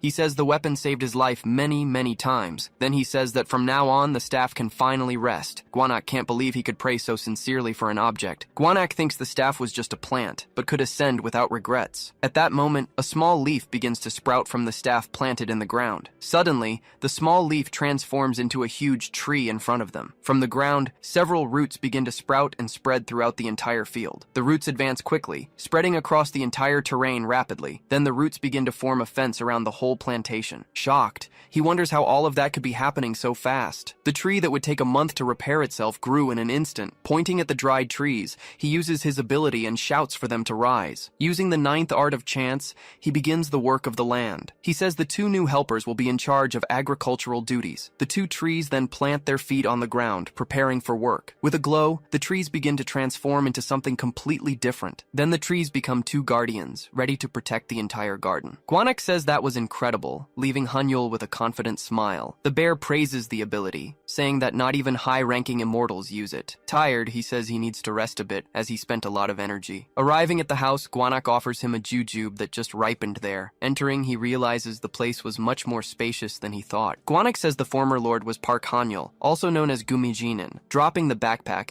he prepares to recover some of his energy. Sitting down, he says he'll use breathing techniques to recover. Meditating, he begins to gather the energy that was scattered throughout the place. Suddenly, he opens his eyes, feeling that something was quite different. Gwanak asks what's wrong, and he stands up, seeming to have sensed something. He says he felt the plant's pulse responding to his breathing there. Then he realizes that maybe the pulse was coming from beneath the floor. Using the seed, he decides he'll use its power to investigate. With the energy, he creates a wooden pickaxe with the seed's power. With the pickaxe, he strikes the ground, and Gwanak asks what he's doing. Continuing, he strikes the ground harder, trying to break the floor. With one more strike, the floor finally begins to crack from the impact. Then the floor breaks and he ends up falling into the hole that opened up. Sitting, he looks around, seeing a red glow coming from somewhere. He wonders what that is, and sees a large magic circle on the ground. Gwanak says it's a barrier formation drawn with someone's blood. Touching the circle, he feels that the pulse was coming from down below. With his power, he prepares to break the barrier in front of him. With one strike, he destroys the barrier, and the entire seal breaks. Looking down, the two are surprised by what they just found. Then they wonder if that could be some kind of hidden secret room. Jumping down inside, the former lord of the sixth garden begins to introduce himself. Near the table, he says that this is for the next lord of the garden. The message informs about all the atrocities committed by the powerful Lady Yuhua. The story begins one day, when he was heading home with his friends. He accidentally entered a shrine and was possessed by a ghost. A kind scholar passing by asked if he was all right and helped him. He threw red beans and said that Hanyul should be fine now. Then he says that if a ghost attached itself, his spiritual physique was open. The man warns him to leave that place, or he'd be pursued by mortals and immortals. He tells him not to worry, as he knew an immortal who could help. So he followed the scholar and entered Lady Yua's pavilion. The man said that if he cultivated his moral sense, he could transcend. With no progress, he began doing all kinds of manual labor. Eventually, his debt became like running water, without end or beginning. At 30 years old, he thought nothing could be done, but that wasn't the case. Then he met a child who came from the human world, just like himself. The circumstances in which the child arrived there were very shocking to him. They were the same circumstances as how he arrived, possessed by a ghost. He realized it wasn't from entering a shrine that he was possessed, but rather by the scholar who threw ghosts at him to open his spiritual physique. He was just a pawn, a scapegoat who could be replaced at any moment. After learning the story, he realized he couldn't live as a servant. So he bowed and begged for them to teach him the art of the earth. He began to practice, learning to use the brush for his arts. However, even though he learned to do it, it wasn't enough. Over time, he could no longer hold the brush firmly. His mortal body, which had no power, grew rusty as he aged. Because of his work, he was compared to foxtail grass. They said he looked like the weed that grows everywhere. At that, he thought about ending his life, as he felt very powerless. But then, when he was at his limit, something totally unexpected happened. A miracle happened, and Lady Yuwa appeared before him and everyone. She rewarded him with gratitude for having sacrificed so much for them. He received lordship of the sixth garden and the arts of the earth dragon. He felt so moved that a tear ended up rolling down his face. Then he promised not to forget the grace and fulfill his duties as Lord. From that day forward, he dedicated himself to training the dragon arts. His power improved day after day, with much training and total dedication. Finally, he reached the point of nearly becoming a mystic immortal. However, even though he achieved much, his body grew weaker and weaker. Then he realized the secret of the earth dragon arts he was using. The effect of the arts was excellent, but it had a big and terrible problem. The power was absorbed by the medicinal herbs of the garden, and not by him. Without realizing it, he became living fertilizer for all the plants. Reading the diary, he falls silent, processing all the shocking information. He thinks he only saw that kind of act on TV, finding it all disgusting. He says that, although he presumed, there's nothing unusual in the content. Gwanak explains that it's a common practice to keep the immortal realm functioning. He wonders if this means he could become like Gumijin. The diary said that whoever broke the barrier was capable and outstanding. For his juniors, he left a stolen treasure to protect their lives. Gwanak says they're mandrake ginseng seeds, cultivated by colored people. He's surprised, as the seeds scream to take people's souls away. He complains that there was nothing written about that in the Lord's diary. Holding the object, he finds it strange and can't identify what it is. He realizes the beat he felt didn't come from the seeds, but from that thing. Deciding to investigate, he tries to make the object grow a bit with his energy. Suddenly, the object explodes, throwing him away with the force of the impact. Gwanak asks if he's alright, right as he gets up from the ground. Looking at the object, he realizes that thing was refusing to grow. He then wonders what the hell that strange object in front of him would be. Holding the object, he stares at it, feeling that something was wrong. Feeling the familiarity, he realizes that was the shaft of a blade. Gwanak then asks what happened to the blade of that weapon there. In another place, Lady Yuhua appears, with a serious expression on her face. Arriving at a palace, she prepares to meet with the person. Guards bow as she passes, walking with an air of superiority. Smiling, she says the other person traveled to that humble place. Floating, a woman appears in front of Lady Yuhua with a serious look. The woman introduces herself as being the master of the Isonokami shrine. She says she heard the lady had a treasure in her main palace. With a cold look, Lady Yuhua just stares at the woman in front of her. The woman says she wants back the shaft of the 7-branched blade. The object then begins to glow, revealing its true form to both of them. The 7-branched sword was a strange item, just like the kingdom of Baekje. Unlike other kingdoms, Baekje had no special power for its foundation, but King Anjo established Baekje using only his strength, awakening his power late. Being a genius, he learned on his own to handle his energy, creating a martial art. As time passed, because of weak kings, the kingdom of Baekje eventually fell into decline. Only King Junchigo remained, a prince who forged the rare 7-branched sword. Someone then asks if the hilt wasn't originally delivered together with the blade. They remember that the messenger who carried it faced a natural disaster and didn't survive. Fortunately, the ship was found, but only the blade of the sword could be delivered. Then the woman asks if they're saying the sword really has a hilt. She continues, saying it's strange since it seems they discovered this recently. Then she questions why she's being interrogated about the item's whereabouts now. In the name of the sanctuary, she came to propose a celestial fight 6 months from now. Wanting to know more, the woman asks what the conditions for this fight would be. She says they'll wager the blade of the 7-branched sword in the fight. If they win, they can take an item from her property, searching for the hilt. Agreeing with the proposal, she simply accepts the challenge that was made, but she says she'd like to add one more condition to their agreement. 6 months later, the day of the great confrontation had finally arrived for everyone. Through the streets, they comment that the celestial fight will be broadcast for everyone to see. They talk, saying that Lady Yuhua herself wanted to reveal the event to everyone. Getting close to the garden, he asks them not to cause problems during the visit. Everyone agrees with the request and then advances into that place. Entering the place, they come across an extremely well-maintained and beautiful garden. Surprised, they wonder if this was really the desolate place from before. Then, a Hanyul appears eating a fruit, noticing the group's arrival. Sitting there, he says the guests have finally arrived for the big meeting. Seeing that scene, one of the men in the group calls him rude. He shouts, saying that Senior Lee Young is an immortal and demands respect. Extending his hand, he approaches to greet the newly arrived group. Introducing himself, he says his name is Park Hanyul, and he's responsible for the 6th garden. Lee Young also introduces himself, saying he came to report the garden's progress. Looking confused, the group doesn't seem to understand the situation unfolding there. Showing his identification, he asks why the newcomers force him to be called Senior. On the information screen, it shows that Park Hanyul is a celestial immortal of only 23 years old. Completely shocked, they realize he's a powerful celestial immortal. Changing scenes, the men are punished while a conversation about the celestial fight happens. He explains that 2 players from each side will fight against the Japanese side. Park comments he didn't know about the event,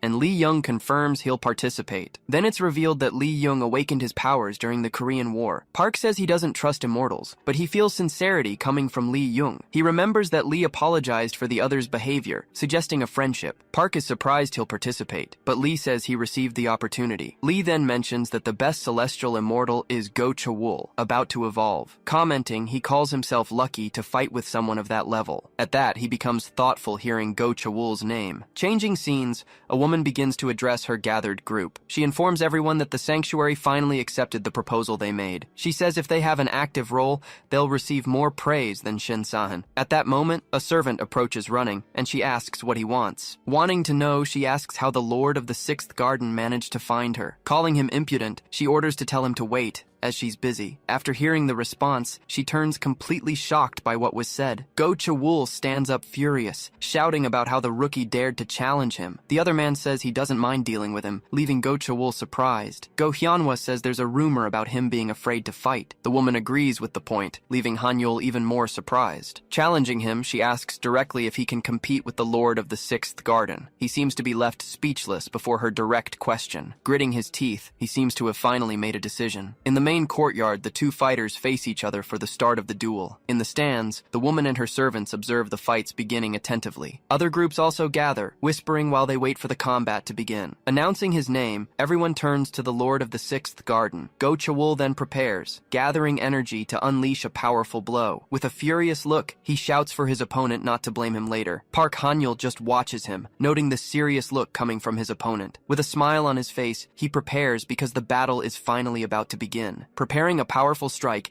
he concentrates his energy into multiple projectiles for the attack. Launching the attack, the blows explode around Park, who shields himself from everything. At that moment, Han-yul prepares a counterattack, concentrating his own energy in his hand. He then defends himself from the incoming blow, creating a protection in front of him. His opponent shouts, asking if he thinks he can stop the attack with a shield. His defense begins to fall apart, with the leaves slowly dropping to the ground. With a smile, he says he won't let him play with those leaves again. Then he combines all the strikes into one, preparing an even stronger attack. Shouting, he warns his opponent that this will be his definitive end in the fight. Han-yul apologizes, saying that his own strike is already fully charged. He states that in truth, it's the opponent who is about to be defeated. Releasing his power, he launches an immense energy blast in the direction of his rival. Being hit directly, his opponent is thrown backward by the force of the blow. Shocked, he realizes that it's not just a shield, but absorbs his power. His hand then makes direct contact with his opponent's strike in the air. A massive energy explosion happens, ending the confrontation between the two. Asking forgiveness for the interference, a man approaches him on the battlefield. Fallen on the ground,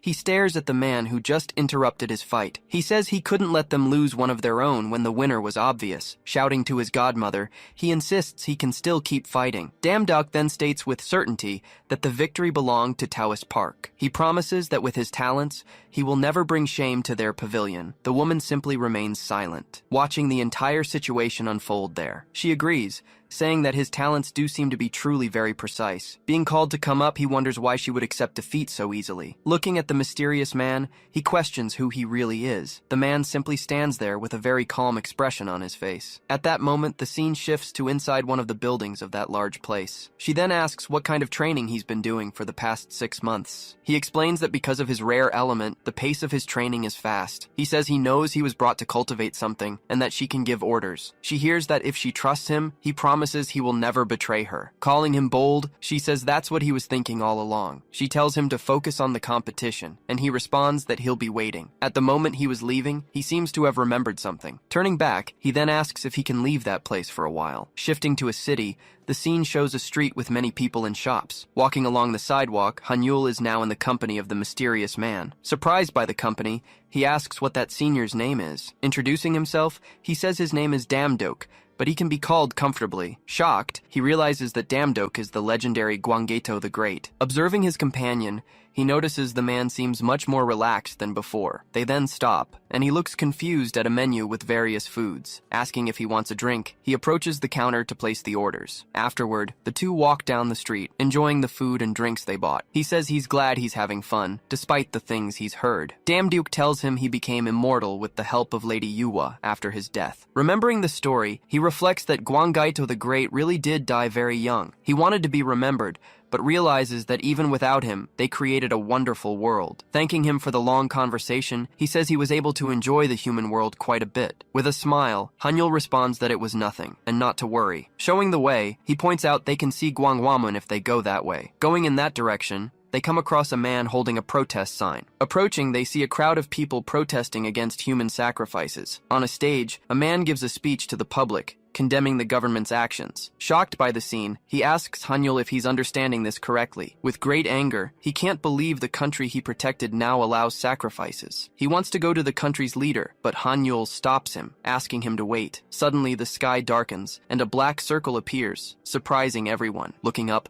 they realize a solar eclipse is happening in the sky. Calling out to Han-yul, he asks him to protect the people at that exact moment. Then he advances shouting, ordering everyone to hurry and leave that place. Amid the chaos, people are struck and scream desperately for help. Advancing, he tries to protect as many people as he can from the attacks. He then says those beings are creatures who don't know their places. Asking what he's doing, he prepares for a new attack. Shouting loudly, he leaps and charges forward with a strike against his opponent. Preparing to attack, he spins his weapon in the air with great force. Hitting the ground, his blow causes massive destruction at the site. After the dust settles, only a piece of cloth remains on the ground. Then a hand appears, emerging from within the broken ground.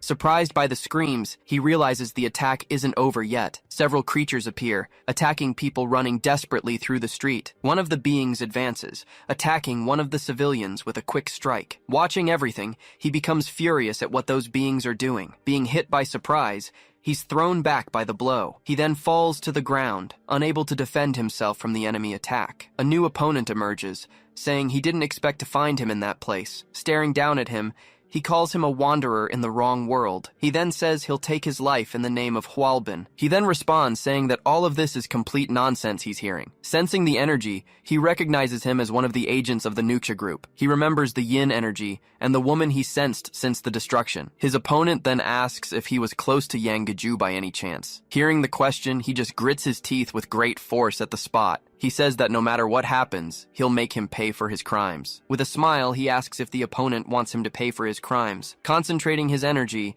he creates a large circle of power right at his feet. His power then begins to spread across the entire ground of that place. Seeing the scene, his opponent tells him not to make him laugh at that situation. He responds that the ones who have to pay for their crimes are all of them present there. At that moment, a huge army of wooden creatures emerges right behind Hanyul. The creatures then begin to advance toward the enemies who are there. One of the creatures lands a hit on one of the beings that was at the site. The opponent then attacks with a blow that hits several of the summoned beings. Shouting, he orders them to release the Shutterwalks immediately against his enemy. Seeking revenge, she sends the creatures to attack the man who killed her husband. Surrounded by the spirits, he realizes it's going to be difficult to deal with them that way. Thinking about his strategy, he remembers the pipe he bought at the market. Grabbing the item, he brings it to his mouth to use it in battle. Consuming the mandrake, he prepares to use the properties of that drug. With the power activated, his muscle strength and concentration are drastically enhanced. Using his ability, a small plant begins to sprout from the concrete ground. Calling them punks, his hand transforms,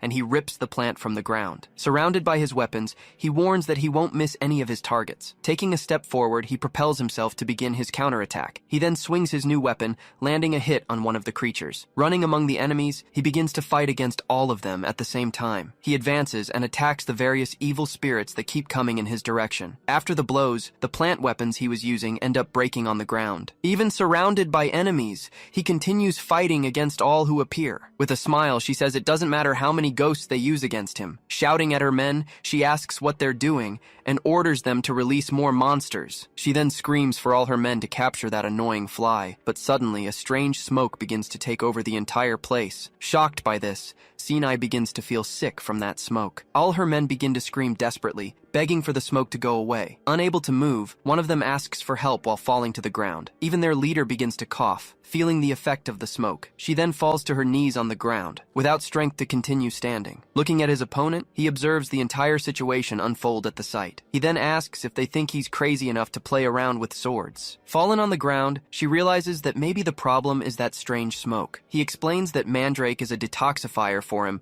but for them it's poison. With the pipe in his mouth, he comments on how scary second-hand smoke is. Fallen on the ground, the woman begins to gasp, feeling the poison in her body. With blood running from her mouth, she desperately tries to say something. At that moment, she screams for her father, while a mysterious light shines in the sky. An energy blast is then fired, throwing Hanyul far away with the impact. Hearing a familiar voice, he's surprised to hear someone call him. Damduk appears holding the enemy, asking if he's the one they were talking about. Astonished, he recognizes the man as the powerful celestial king Nucha. Screaming for her father, she watches him get thrown back by a powerful strike. Lying on the ground, he asks who the hell they are to interfere. He then asks if they happen to know who they're talking to. Damduk responds that it doesn't matter, since he committed a sin against the people. While being held down, he starts laughing, ignoring the warning not to resist. Releasing his power, he wonders what kind of nonsense they were talking about. With a smile, he tells his opponent to remember one thing before dying. He says he won't leave any mortal alive, beginning to absorb their energy. Hanyul observes that he's absorbing the strength of both the living and the dead. He becomes furious at Hwalbin for dragging innocent people into this mess. Then the villain concentrates his power, preparing a new and powerful strike. Seeing the power of the strike, he doesn't know how to stop that attack. Gripping his sword, he prepares to use another method for the fight. Watching the battle, he wonders if that could be an art from ancient times. Turning to Hanyul, he asks him to lend his sword. Extending his hand, he prepares for action. Concentrating great power. Shouting his name, Hanyul throws the sword toward him with all his strength. Thanking him, he catches the sword in midair, which now glows with new energy. With a powerful strike, he charges forward and splits the opponent's attack in half. He then says he has no right to punish someone from the immortal realm, but he'll do it for the sins he committed against all the innocent people. He continues saying that the crime of taking the lives of other immortals will be punished by him, who will apply the punishment as a member of the mystical realm. Leaping into the air, he charges full force at his opponent. Screaming in pain and hatred, the villain is struck head-on by the blow. Delivering multiple strikes, he attacks the enemy with a sequence of swift attacks. After the dust settles, they observe the result of the battle that ended. With the situation resolved, he stands still with the sword in hand. On the news, it's reported that all the terrorists were arrested after the action. The report continues, identifying the suspects as being from the organization called Hwalbin. The news informs that the government is already dealing with the attack situation. Meanwhile, a YouTuber begins analyzing the recent incident that happened in Gwanghwamun. Saying the Immortal Society did nothing, he claims to have footage of the scene. Showing the video, he says those two beings are the true heroes. He continues, asking if people don't remember that familiar hero. Watching the broadcast, the woman says that's enough, interrupting whoever was speaking. She then turns around, looking directly at the two standing before her. Taking responsibility, he says he caused a problem by interfering in the human world. He states that he won't avoid any punishment she wants to apply. Then she questions how he dares to face her after they acted together like that. He seems a bit surprised to hear what she just said. Bowing his head, he quickly apologizes for his behavior. Looking at her, he notices a slight change in the woman's expression. She then tells Damduk to raise his head, and he faces her. Explaining her actions, she says she reprimands them to be more cautious in the future. She warns Hanyul to prepare for disciplinary action, and he agrees. With the situation resolved, they're finally dismissed and can leave. Walking back, he comments on how he feels like he's been away from the garden for days. Sitting down, he says he can finally check something he's been wanting to. With the books in hand, he prepares to analyze all that material. He didn't expect it to be hidden in the statue of King Sejong the Great. Opening one of the scrolls, he notes that the statue has no special powers. The little bear says that's Yido's calligraphy, leaving him shocked. He explains that Yido was the name of the vile boy from the Yi family. Hanyul asks what he did wrong, leaving the bear even more irritated. With great anger, he says that because of the Yi family, he looks like this. While the bear keeps complaining, he begins to read the scroll carefully. Reading the diary, he sees the note about Hyang having cleaned the blood. Completely shocked, he realizes that who wrote that was King Sejong the Great. In the diary, the king says he's not afraid of death, but of his son. His only concern now was with the people he would leave behind. He feared that after his death, wrong immortals would seize power for themselves. Remembering the past, many lives were lost because of the ancient deities. Before that era returns, the people need power to face the immortals. He then discovers runes that, when combined, can create great power. The bear believes he wanted to create a power system with language, but with human limitation, he thinks the king couldn't finish. His final wish was that everyone could use the power of the 28 letters. Smiling, he congratulates the ancient king for his great and incredible final achievement. The future the great king wanted had finally become a reality. With his arms crossed,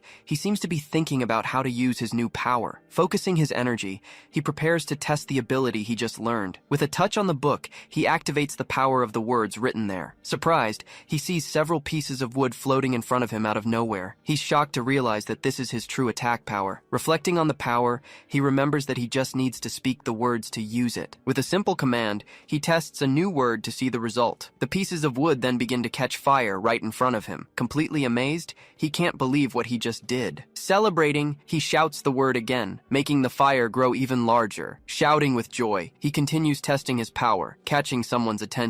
The bear then appears, asking why he's playing with fire there. Not understanding, the bear asks how he managed to create fire without having the power for it. He says that sometimes he just wants to break the routine, and the bear asks him to be careful. Thoughtful, he realizes that the louder he speaks, the stronger the power becomes. He wonders if speaking a word louder consumes more energy to use. Then he thinks if several people speaking the same word would have a greater effect. Falling silent, he reflects on the best way to use his power. He then realizes he can create something more powerful with long, meaningful phrases. Making a decision, he prepares to test his new theory about the power. Shouting to the sky, he asks it to lament and cry as much as it wants. After his words, the sky opens up and remains peaceful for a moment. He then says he felt a little embarrassed for shouting like that. Suddenly, he's startled by Jachiyanbi, who appears right in front of him. With a smile on her face, she watches him closely after appearing there. Very startled, he asks when she arrived at that place without him seeing. Imitating his action, she begins to shout the same words he said before.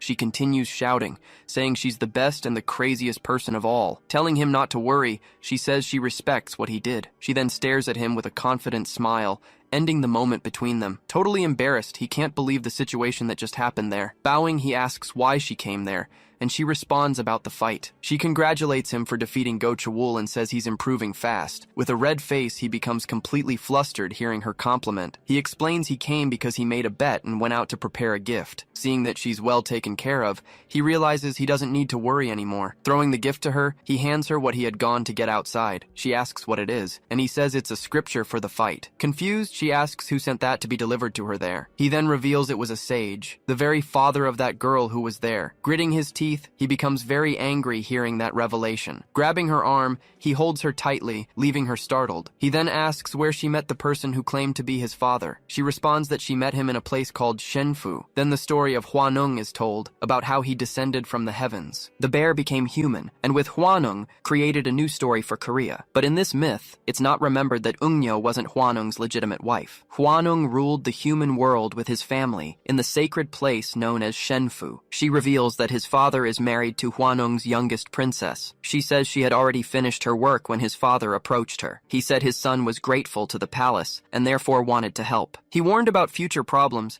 and wrote something important on that scroll to help. After hearing this, he says he thought his father had simply abandoned the family. He remembers his father spent all the fortune and accumulated many debts. In the end, because of him, his grandmother ended up dying for absolutely nothing. Angrily, he says it seems his father managed to find a new family. She then encourages him to open it, saying it's a very good item. Curious, he wonders what his father would have given him at that moment. With wide eyes, he's surprised by the item that's inside there. Inside the box, he finds a scripture in the form of a sealed fan. The scripture was created to tame and seal beasts and evil spirits inside the fan. They mention that a fan with 24 blades is high quality, but the best has more. Seeing that the fan has 72 blades, he wonders why he received something so good. She then explains the fan can absorb almost all spirits, if he wants to use it. Laughing hard, he responds that he'll definitely take good care of that precious treasure. Watching the scene, she just lets out a long, tired sigh. He then realizes his path won't be easy, and wonders how to use the item. 8 hours before the fight, a new scene unfolds in a garden. Distracted, he seems to notice something approaching him at that exact moment. He then says he feels like someone is coming to the location. Damduk then appears,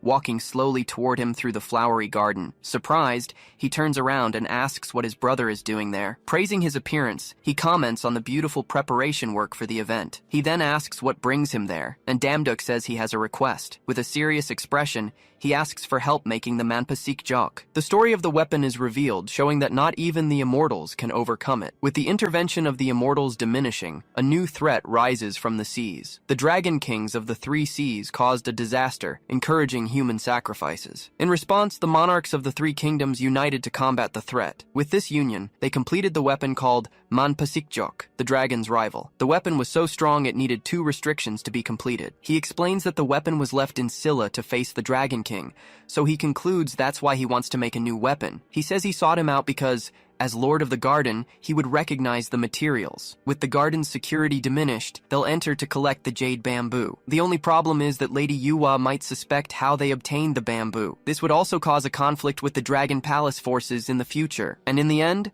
his brother Damduk would have to take full responsibility for everything. The reason for all this is the protest they saw against the sacrifices. He remembers his anger upon learning that the country's leader allowed this. Observing his brother, he thinks about how different he is from the other immortals. With a smile, he says that of course, he'll help him on his mission. Being from the human world, he says he's moved that someone like him exists. He continues, saying it would be a sin if he didn't lend his strength to help. Smiling, Damduk says he knew he would think that way about the situation. Happy, he hugs him and says he's truly a good friend. With a smile, he reflects on the place with bamboo for the weapon. They then decide to begin the mission, with Hanyul thinking about his preparations. He then uses a technique, making a quick movement with his feet on the ground. Amazed, he and his brother observe the landscape that appears before them. He comments that the island is floating, completely surprised by what he sees. Damduk explains that the pavilion is part of the space and can be accessed. Realizing the difficulty, Hanyul comments that the mission won't be easy at all. Calling for Karmi, he summons a small horse statue in his hands. A large black horse then emerges from the statue, surprising Hanyul with its appearance. Extending his hand, he invites him to mount the horse and begin the journey. Damduk then appears with armor, ready for the mission that awaits them. Mounted on the horse, the two begin to ride across the waters of that place. Damduk tells him to trust, because nothing bad will happen to them there. Frightened, Hanyul looks at the water and sees something approaching them rapidly. Several sea monsters emerge from the water, surrounding the two riders there in the middle. Shouting, he guides the horse to advance amid the chaos of battle. The horse then leaps over the monsters, dodging all the attacks. Arriving on the island, Hanyul says he can't enter because of the intruders. Turning around, Damduk simply tells him to trust him one more time. After the leap, Hanyul lands safely in the forest of the floating island. He then realizes that there are also intruders there, hiding in the shadows. Using the mandrake, he says he needs to finish while his brother protects him. The longer and more meaningful the phrase, the stronger the power becomes. Using his power, he moves quickly to dodge the enemy attacks. With a swift strike, he hits the foot of one of the monsters in the forest. He then senses an unusual energy coming from two different places on the island. Advancing, he hopes the first place has the jade bamboo they're looking for. Startled, he turns around upon sensing a presence approaching him rapidly. A lizard-shaped monster advances, attacking him with a quick strike. Dodging the attack, he leaps backward and prepares for combat. Analyzing the enemy, he realizes he's at a great disadvantage in the battle. The monster and its serpents prepare to attack with all their might. Holding his weapon, he prepares to use the power of the fan he received. He decides to use the fan, since it will be difficult to fight with his other abilities. The creatures then advance, running in his direction for a mass attack. Opening the fan, he prepares to invoke the power sealed within. With a command, he summons a large bamboo wall to protect himself. One of the creatures is hit directly by the wall, being thrown backward. Hanyul then summons a huge fire guanak to attack the bamboo wall. Gritting his teeth, the guanak prepares to fight against the lizard monsters. With a powerful roar, the guanak advances to attack with its claws. The monsters attack, but the fire guanak defends them with its claws. The lizards join the guanak, preparing for a combined attack in the forest. With a roar, the guanak charges forward, ignoring the wall and heading straight for him. Now, as its master, he realizes he's enjoying using the fan way too much. He understands why the guanak is called the spirit of the fire mountain. The story of the mountain is told, and how it transformed into a volcano. To control the fire, they suppressed the mountain's energy for hundreds of years. Surprised, he sees the creatures fleeing, and asks why they're running. The monsters flee, leaving him behind with the giant fire guanak. He realizes it's strange for the monsters to run toward the place with strong energy. He also notices that the jade bamboo consumes many nutrients, but the plants grow well. Reflecting on the situation, he seems to have an idea of what's happening. He then finds a giant turtle with several hatchlings and scriptures on its shell. Watching from afar, he spots the jade bamboo on top of a tree. A large rock emanates a mysterious energy, drawing everyone's attention there. Suddenly, he senses a strange presence coming from inside that rock. He then feels that something powerful is hidden within that large rock. Guanak asks him to send him there, and he questions the decision. He says he doesn't care what's there because he's going to roast everything. With the fan in hand, he prepares to attack alongside his companion. The guanak advances, attacking the small creatures with its fire claws. Laughing, he says those bastards are way too easy to defeat. But suddenly, he senses a new threat approaching him rapidly. A blue energy emerges, and he realizes it's something very powerful. Bright yellow eyes appear in the darkness, staring at the fire guanak. A water jet strikes the guanak,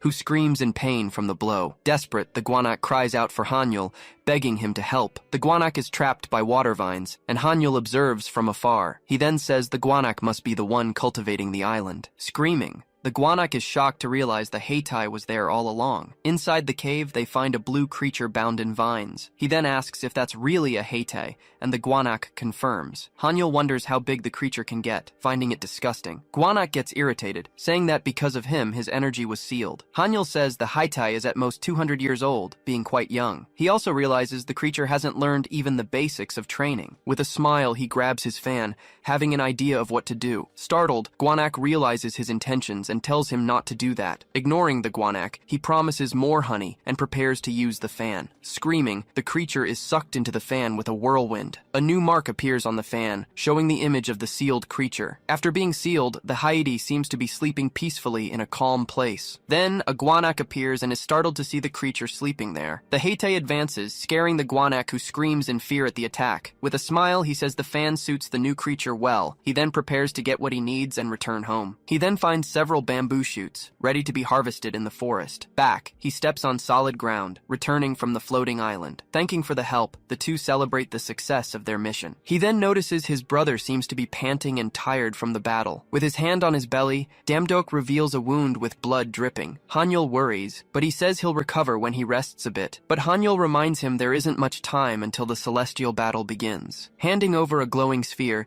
he tells his brother to take that item. He says that's the price he deserves for fulfilling the request. He explains there were twin dragons guarding the garden, and he wanted both. But he only managed to get one of the Kintamani orbs to give him. Hanyul falls silent, just watching the glowing sphere in his hands. He says that's a fair price for the work, but Hanyul refuses. He knows his brother will have to pay a high price for the weapon. Lady Yuhua will be furious, and his brother will have to bear the consequences. With a sigh, he prepares to help his injured brother walk. Placing his arm over his shoulder, he tells him to lean on him. He says refusing help to protect pride isn't something a man would do. Damdok says he'd be happy if he called him older brother. With a smile, Hanyul laughs at the situation and the interaction between them both. He then reflects on how strong his brother is, as immortal and human. Embracing him, he promises he'll become strong to call him brother proudly. Carriages arrive at the location, bringing spectators for the grand celestial battle. The narrator announces they are on Dokdo Island, where the match will take place soon. Before the fight, the sages from each side line up, displaying their imposing presence. The opposing team also prepares, with an aura of confidence and power. The match rules are explained, where the winner faces the next team. But there are concerns that fighting continuously could be a disadvantage. Hanyul observes that, outwardly, his brother doesn't appear to be gravely injured. Before the match, the sages from each country send prayer rituals to the Dragon King. A woman reads the scroll,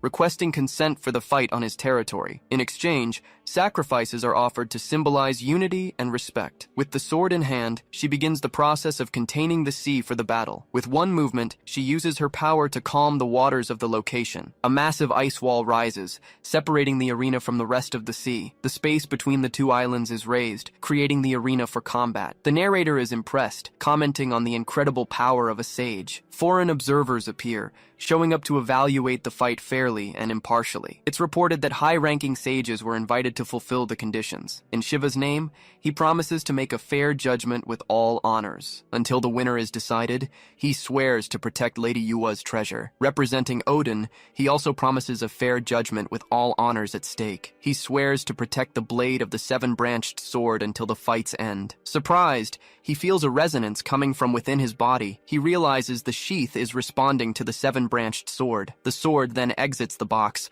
glowing with an intense blue light. The sword's power reacts, surprising Odin's representative at the location. The sword then transforms, revealing its true and powerful form. A new light shines, showing the sword complete and restored with its power. Everyone is shocked to see the transformation of the legendary seven-branched sword. With the sword in hand, the representative prepares for the battle to come. Apologizing, he says the sword can be a bit wild sometimes. He can't believe the sword is responding like this even without having an owner. Setting the sword aside, he apologizes for interrupting the event. The woman says that since the sword is so powerful, it's normal for it to show spirit. Hanyul is shocked to hear the title, Master of the Sword Shattering. He recognizes the person as the legendary Weapon Breaker, a powerful warrior. The man is Beowulf, one of Valhalla's sages with incomparable strength. He then realizes that's why the sword finally went quiet. If not for Beowulf's intervention, the sword's sheath would have flown away, and if that had happened, he would have been caught red-handed as the sheath's owner. Lady Yua then calls for Li Yung, ordering him to go out first for the fight. Li Yung then walks to the arena,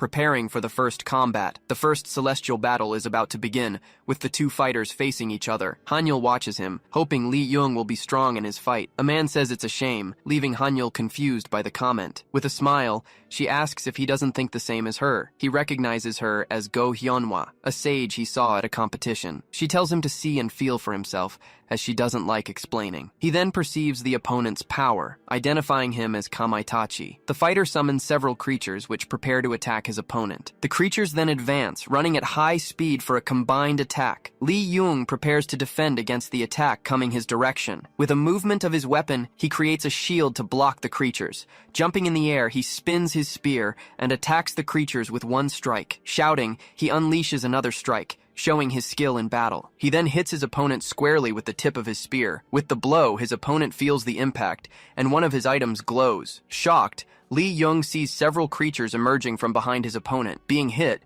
Lee Young screams in pain and blood spurts upward. Hanyul realizes the Japanese sage's power increased instantly because of an ability. She then asks if he finally understood the situation they find themselves in. She explains that the opponent's master returned and passed his abilities to him. Even if he hadn't taken care of Lee Young, Chawul would be next. The crowd of reporters and photographers watches the entire fight attentively. The match is a test of skills between the Korean and Japanese sages, but the true purpose is to show the royalty, the dignity of the Go family. She wanted to show the strength of the family that defeated the Japanese sages on the island. Reflecting on the fight, he realizes Lee Young hasn't given up yet. Leaning on his spear, he stands up, even wounded, to continue the battle. The narrator says the attack nearly brought down Sage Lee Young, but he holds on. His condition looks really bad, with the excessive bleeding being the biggest problem. With a determined look, he prepares to continue the fight, even wounded. The creatures advance, and the narrator wonders if he'll be defeated in the first match. Gritting his teeth, he refuses to accept defeat and prepares to attack. Screaming that he can't lose, he leaps into the air for one last desperate strike, but his opponent stares him down, saying they'll still see who's going to win this fight. The opponent advances, with his creatures attacking Lee Young with multiple swift blows. Screaming in pain, he's hit square on by the enemy creature's attacks. Blood gushes from his wounds, and he staggers backward from the blows. Kneeling on the ground, he tries to support himself on his spear without strength to continue. With his body trembling, he struggles to stay on his feet, but the pain is too much. He then collapses to the ground, defeated and unable to move anymore. The first match ends, and the master from Japan takes the victory. Shouting, they call for medicine to be brought quickly to help the wounded. Hanyul observes the scene, with a serious and focused expression on her face. She says they should be grateful, as he created a stage for them to shine brighter. With a smile, she reminds him that'll only happen if he manages to win. She advises him to try to look more dynamic when he loses, to stand out. With a subtle smile, he seems to have a response to her comment. He then says that even if he gives his best, he won't stand out if he loses. With a determined look, he responds that then he just needs to win the fight. She stares at him, with a serious and focused expression suddenly on her face. The next fighter is announced, and Sage Park Hanyul walks into the arena. The narrator wonders what kind of match he'll show the audience. The opponent stares at him, calling him a fool for entering the arena to fight. He then asks if Hanyul saw the power he used in the last fight. The creatures then appear, surrounding the opponent in a display of power. Hanyul advances, delivering a powerful blow against his opponent in the arena. His strike lands square on, throwing his opponent far away with the force. Everyone is shocked by the speed and power of the blow he delivered. The audience wonders what just happened, surprised by the quick victory. With the opponent on the ground, he wins the fight with his spatial folding technique. He feels relieved for not passing out like Sage Lee Young in the fight. Jachambi calls him crazy for advancing without any defense against the opponent. She continues, questioning if he doesn't value his life and what kind of honor is that. Angrily, she asks if he'd throw himself like that impatient guy did in the fight. She still complains, asking what's so great about a guy who wants to die. Observing the scene, Damdok seems to have a different opinion about his attitude. He says his action only shows how fearless Master Hanyul is. A notification appears,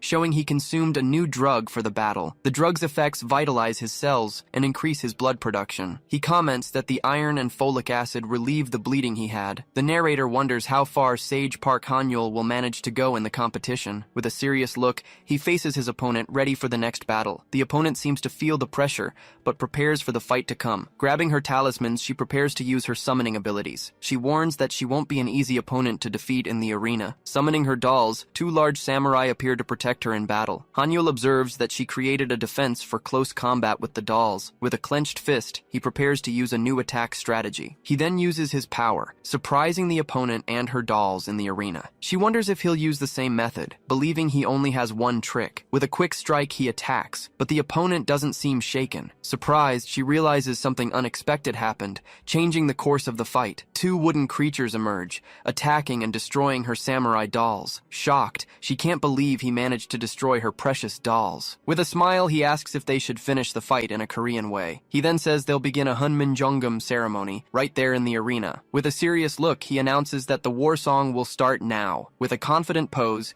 he prepares to sing and use his special power. He sings about fear and pain, facing them until the last moment of battle. The audience wonders if that's the last 15 minutes song. He sings that if they retreat, all that will remain is defeat and pain. The wooden creatures prepare themselves, with the country's fate in their determination. They then advance, attacking the opponent with powerful blows and war cries. Desperate, she screams for them to stop, but the attack continues relentless. The creatures hold her, and she realizes that if she gives up, everything will crumble. In the final moments, with the country at stake, she faces her opponent. With a confident smile, he watches her, ready for the battle's conclusion. The narrator can't believe what he's seeing, shocked by the outcome of the fight. The sage Park Han-yul scores 2 victories in the blink of an eye, surprising everyone. He realizes that in each fight, he used only one move to win. This way, his next opponent won't be able to measure his true divine power. He knows that today's match is just a show for Lady Yua's family. He understands he's just playing a sacrificial role, just like Lee Young. But he doesn't plan to put on a show like that, having other plans in mind. He plans to become the main character of that grand display of power. With 2 opponents defeated,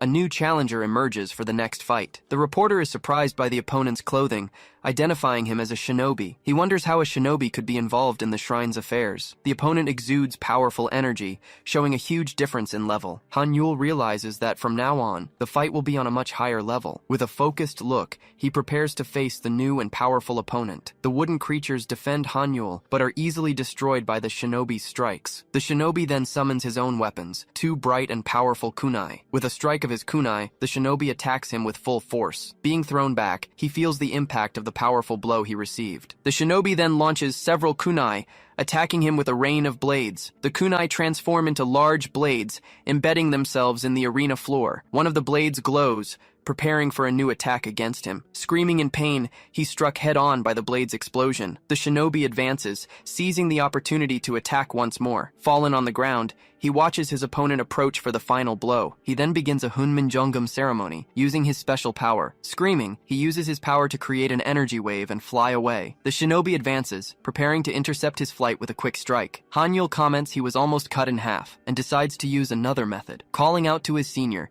he invokes the power of Gwanak. Gwanak emerges, roaring and facing the shinobi in the arena. Gwanak shouts angrily, advancing to attack the shinobi with his claws. Laughing at the scene, he enjoys the interaction between the creatures in the arena. Gwanak asks why he looks injured, and Han-yul confirms he was hit. He then recognizes the pattern on the shinobi's clothing, identifying him as a spy. Gwanak says he'll defeat the opponent, not caring about his level. He continues, saying the shinobi's armor is weak against fire. With an attack, the shinobi's armor begins to melt from the heat. Han-yul grows anxious, watching the battle unfold in an unexpected way. A weapon is thrown, hitting the shinobi and making him retreat in the arena. The two face each other, with Gwanak preparing for the final blow. The shinobi's armor melts completely, revealing his true form underneath. Gwanak says it's boring to win so early, preparing for the attack. With a roar, he advances to end the fight with a powerful blow, but Han-yul shouts, asking him to stop the attack immediately. The shinobi transforms into a puddle of slime,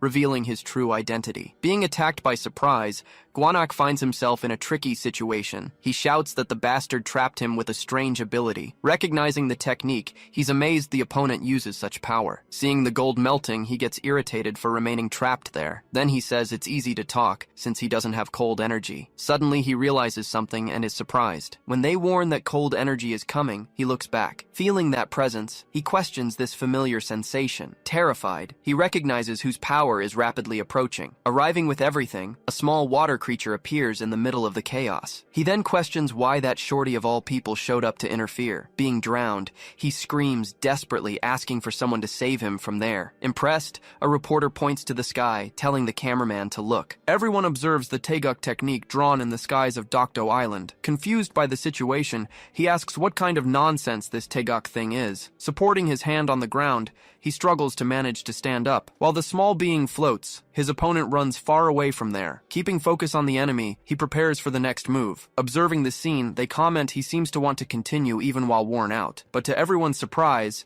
he says he gives up the fight. Not understanding anything, he asks what they're doing just standing there. Falling silent, Isonokami just watches him with a serious expression. She then explains that this is a match for a peaceful agreement, saying they don't need to risk the lives of two young sages. Just listening to everything, he remains serious and silent, irritated with the situation. His companion curses the opponent, calling him a bastard. They then explain that he can't die because he's not from the sanctuary. With a clenched fist, he seems to have made some kind of agreement. She reveals that he's a talent borrowed from the Saikashu group. Responding directly, he says the sanctuary leader shames him. Turning to the others, he concedes the match out of mercy from the leader. At that, another woman announces they're also giving up, thinking of their young ones. Caught by surprise, he's left without a reaction to that sudden decision. They then congratulate him for managing to survive the 3 battles. With a smile, she says she didn't know he had such talents. Hearing the compliment shouted for everyone, he reacts with a smile. Ending the conversation, he says he would have put on a better show if he'd known. Confused, she asks what he's talking about at that moment. He then questions if she was worried about him getting attention alone. Arguing,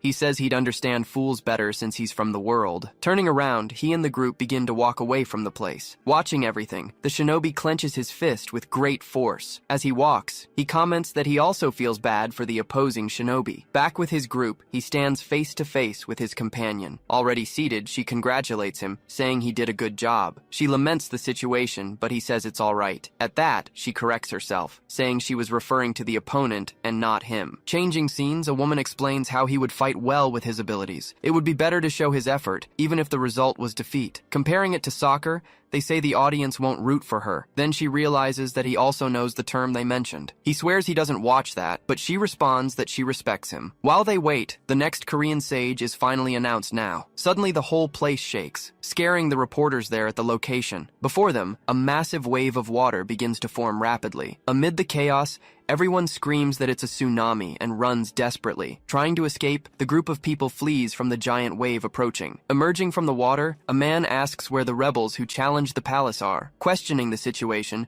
she wonders why they're appearing there. Answering her, he explains that they're the Dragon King's sons. With great anger, he shouts that he won't listen to any excuses from them. Then he accuses that their true intention is to trade treasures to escape. Confused by the conversation, they wonder what the man is talking about. Giving an order, he commands them to hand over the sword that was bet. Showing himself generous, he says the king will forgive if they apologize. At that, 2 masked figures appear prepared for the combat to come. Raising his weapon, one of them asks if that was the real intention. Accepting the challenge, he prepares for the battle that will come soon. Launching a strike, he attacks the group of enemies falling from the sky. Screaming with fury, he says he'll throw them all into the sea without mercy. His powerful strike advances toward everyone who was falling there. Being hit, a man screams desperately in the middle of the strong current. Other people are also dragged by the water, screaming for help. He questions what's happening and takes the chance to look for Beowulf. Suddenly he notices something strange approaching him from behind. One of the Dragon King's men warns that he found what he was looking for. He then reveals that he found the 7-branched sword in the water. He prepares, because if the sheath resonates, he can recover the sword. At that, a giant creature suddenly appears right in front of him. Meanwhile, the strikes continue throwing people in all directions. Noticing the situation, he observes that the sword is still resonating. Holding the item, he confirms that the resonance has finally begun in full force. Concentrating all his energy, he commands the sword to come to him. After the resonance, he finally manages to wield his powerful weapon. With a smile on his face, he celebrates, saying he achieved the feat. Floating above the water, he raises the sword to celebrate his conquest. But suddenly, he's startled by something that surprises him. Falling hard, he sinks rapidly into the water. Sinking rapidly, he grips the sword with all his available strength. He then complains that he was thrown into the water by the sword's power. Impressed, he says that this is the most powerful energy he's ever seen. Holding the weapon, he wonders if this is the golden energy. He then realizes that the sword is absorbing all of his power. With difficulty, he complains that the intensity of the power is too great. Worried, he warns that his body won't be able to endure for much longer. To survive, he needs to release the sword's power as quickly as possible. Suddenly, he notices something strange appearing in front of him. He's startled by the spatial rift that appeared when he swung the sword. Starting to be pulled in, he screams desperately that he's being sucked in. Screaming in pain, he's dragged into that mysterious rift. Up in the sky, a strange grid of of light begins to manifest.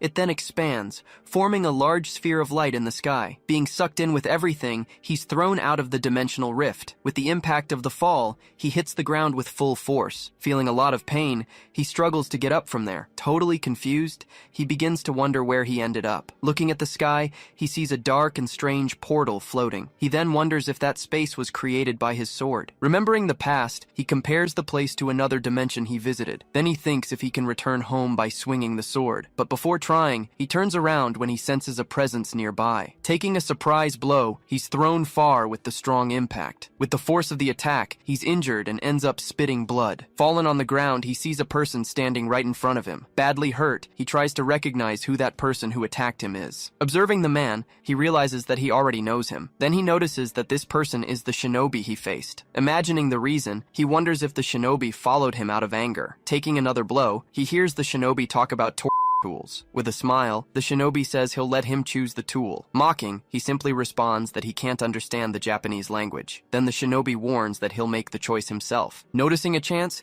he moves his eyes quickly to the side. Fallen on the ground, he uses his ability to create a plant. Seeing the trick, the shinobi stops him and says that wouldn't work. Taking the plant, the shinobi comments that he'll eat it with pleasure. Just watching the scene, he gives a smirk. He then provokes him, saying that's not something to eat. Ignoring the warning, the shinobi eats a strange item that appeared there. Suddenly, the plant begins to react in a strange way. Feeling the effect, she screams desperately while her body writhes. He warns that one should be careful with things seen for the first time. Feeling a lot of pain, he ends up spitting more blood because of the wounds. Without more strength to continue, he finally collapses and falls to the ground. He then says he dealt with the shinobi, but now he can't move. Looking for a solution, he searches in his bag for something he can use. Then, a dark energy emerges, and a mysterious figure appears suddenly. Coming out of the portal, a person curses at the warrior lying on the ground. Running in his direction, the newcomer asks why he's always in bad shape. He says his friend will be fine if he uses the herb and a technique. Seeing the truth on his face, he asks his sunbae to be honest. Lying down and badly injured, he prepares to explain the real situation. Analyzing the wound, he warns that the lower core is severely damaged. He understands that not only his energy, but his life force will run out. Suggesting a solution, he's interrupted by his friend who shouts, saying no. Irritated, he shouts that he already warned that's not something he can handle. He mentions the magic pearl that his friend obtained from the powerful Damdeok, being useful only for divine levels. The pearl's energy is still accumulating. With the dragon's will, it will become an object of good and evil. Then he questions if someone so young will be able to handle so much power. Besides, he reminds him that Damdok didn't give the pearl for him to eat. With a steady hand, he seems to have made a decision about what to do. Apologizing, he activates some kind of power that surprises his friend. With great anger, he shouts, asking if he was summoned with the pearl. Calling his friend an idiot, a very strong light takes over the place. The scene shifts. She orders everyone to leave the area immediately. Startled by the command, the servants call out to her, unsure what to do. With a swift movement, her hand shoots toward the table. Flipping it over, she hurls the food tray to the floor with great force. Screaming furiously, she repeats the order for everyone to get out now. After the outburst, she sits alone while the others just watch. Gripping her dress, she says she'll tear them apart and kill them all. She then curses them, saying they're people who know nothing. She concludes they must have gone mad because of her power. Seething with rage, she declares that the Eastern Sea is her territory. Complaining, she says they didn't appreciate her enormous kindness. Meanwhile, the Dragon King's son accuses them of wanting to steal treasures. Reflecting, she thinks the Dragon King wouldn't ruin the fight with lies. Looking out the window, she appears very thoughtful about the whole situation. She then wonders how that old demonic serpent heard such a thing. Either way, she seems to have a plan in mind for the future. She then reflects on how Go Hyunwha tried to create a hero. Even though the plan to be worshipped failed, it wasn't in vain. Now she simply decides she'll wait and see what happens. With a serious look, she vows to make everyone in the Eastern Sea bow down. The scene shifts. He wakes up complaining of a headache from sleeping. Feeling his energy flowing well, he believes his core is recovering. Running his hand over his head, he's startled when he touches something strange. Completely confused, he wonders what this thing that appeared on him is. Terrified by the horns, he notices his senses are much sharper. Analyzing the situation, he believes not much time has passed since then. Looking at his hands, he realizes his body is clean and cared for. Seeing the place in his clothes, he concludes someone has been taking care of him. He then begins to wonder if it was his son by Gwanak. Remembering everything, he freed his friend so he could return to his home. Worried about his sunbae, he runs toward the door of the house. Leaving there, he desperately shouts for his friend who isn't there, but when he looks outside, he's completely shocked by the scene. Seeing the forest, he wonders how the place changed so much suddenly. Reflecting on the plants, he questions how much time has already passed. Suddenly, he seems to notice something very strange in the surrounding air. Nearby, a location is completely destroyed and covered with ash. Looking at the ground, he notices the earth is all dry and cracked. He then wonders what the hell happened in that desolate place. Analyzing the traces, he suspects his sunbae fought against someone. Not knowing where he is, he smells something burning in the air. Then he hears a noise and shouts asking who's in the forest. Seeing someone fleeing, he tells the person to stop and runs after them. While pursuing the figure, he seems to notice something strange on the path ahead. Continuing the chase, he wonders what that barrier up ahead is. Running through the forest, he comes across a mysterious shrine on the path. He then wonders if that's where his sunbae Guanak is. Suddenly, a giant paw smashes the shrine's roof completely. Emerging from the water, a huge blue creature appears with a fierce look. Surprised, he recognizes the Heite and comments that it's grown quite a bit. Running toward it, he asks why the Heite is so cautious. Pointing to his head, he questions if it's because of the horns. Then the creature rapidly advances in his direction with great speed. With a roar, the creature prepares to land a blow on him. Surrounded by the paws, he remains still while facing the great blue beast. With a smile, he uses his abilities to protect himself from the attack. Advancing, the Heite attacks with its sharp claws at the same spot. After the strike, the animal is confused about what just happened. Then a voice says it shouldn't bite its true master. Frightened, the small Heite trembles with fear upon seeing the other creature. Afraid, the Heite shrinks back and lies on the ground, surrendering. He then explains the Heite will obey if you show your strength. After calming down, he says his energy didn't change after becoming a dragon. He then notices his fan, and his things are stored nearby. Seeing everything organized, he thanks his sunbae for taking care of everything. Looking for something useful, he picks up a small pouch that was with them. Then he finds a strange item he didn't remember having. Opening the scroll, he wonders if he had that before. Reading the contents, he realizes it's the shinobi's secret scroll. Remembering what his sunbae said, he notices the Suzuki clan symbol. He then discovers that the scroll is the Book of Yatagarasu. Continuing to look at the items, he finds something else there. It was the clothes that belonged to the shinobi he had defeated before. Thinking it could turn into metal, he decides he'll use that outfit. But suddenly, a strange noise draws his attention to the forest. Startled by the sound, he wonders what that was he heard. Then he remembers it's the direction where he saw traces of the fight. Running to the location, he uses his ability to leap between the trees. Getting closer, he sees two strange men standing near the barrier. With great force, one of them lands a blow trying to break everything. Hidden, he wonders why they're trying to break the barrier. Observing the men, he notices the blue skin and very different fur. Then he notices the weapon one of them is holding at that moment. He recognizes it similar to the club his sunbae gave him. Recognizing the men, he wonders if they're actually real goblins. He then thinks that this might be the goblins' secret base. He also wonders if they attacked him because he invaded their territory. With another blow, the barrier begins to crack and is about to break. Knowing he needs to stop them, he prepares for the battle to come. Suddenly, he has an idea of how he'll solve the situation there. Appearing in front of them, the goblins are startled by his sudden arrival. Confused by his presence, one of them asks who he really is. With an air of confidence, he introduces himself as Park Hanyul. Asking for the leader, one of the goblins points in his direction. Then, a figure approaches walking slowly toward all of them. Introducing himself to the group, the goblin says his name is Maltuk. He then asks where the owner of the sword from that place is. The goblin explains that only the sword's owner can reach that place. Refusing to answer, he says he can't hand over the sword's owner. Thinking a bit, the goblin leader decides to tell the reason for his search. He then explains they need to find the sword's owner to punish him. Remembering the promise, he says no one showed up for their challenge. He warns that the sword's owner already entered, but that he lost it. Very angry, the goblin shouts that their former chief got sick. For this reason, he states that the sword's owner needs to be punished. Then he orders them to take him to the tribe chief immediately. Analyzing the situation, he decides to change the subject and ask a question. He then asks if by any chance they saw a fire bear around there. The goblin reveals they trapped the bear in a bottle for not obeying. Very angry, he's shocked to learn they imprisoned his sunbae. Calming down, he realizes now he just needs to rescue him from that place. Pretending to be the owner,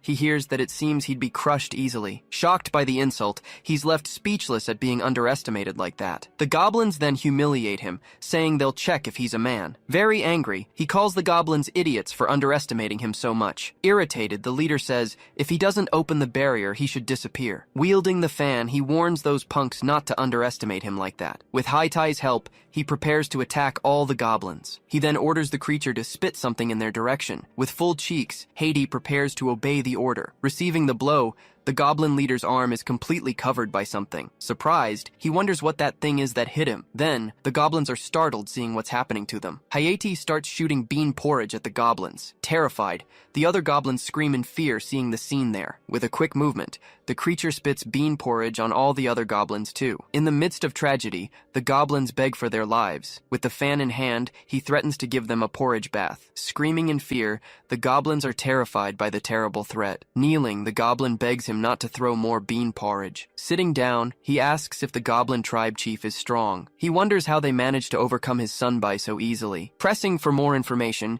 he discovers the goblins have a treasure. Curious, he asks what power that treasure possesses. Then, a mysterious voice says he doesn't need to know the answer. Suddenly, fire energy surges from the ground with great intensity. Startled, the goblin warns that the chief is arriving at the location. With an irritated look, the chief calls the goblins useless idiots. Screaming in rage, he questions how it was possible to lose in such an idiotic way. He then declares that all of them must rot inside the bottle for 10 years. Now holding the gourd, he observes the battlefield with attention. Surprised by what he sees, he wonders if that is the Jagamgam Horo gourd. Thinking about testing the chief's abilities, he decides to see how she'll react to the porridge. Just then, a shadowy creature rushes quickly in his direction to strike a blow. With a swift movement, she manages to dodge the attack with great ease. She then warns that the attack was obvious, and his tactics won't work on her. Using her ability, she begins to summon several ghosts onto the battlefield. Seeing the scene, he questions that completely absurd power coming from her. Realizing she's a powerful enemy, he decides it's better to defeat her immediately. Meanwhile,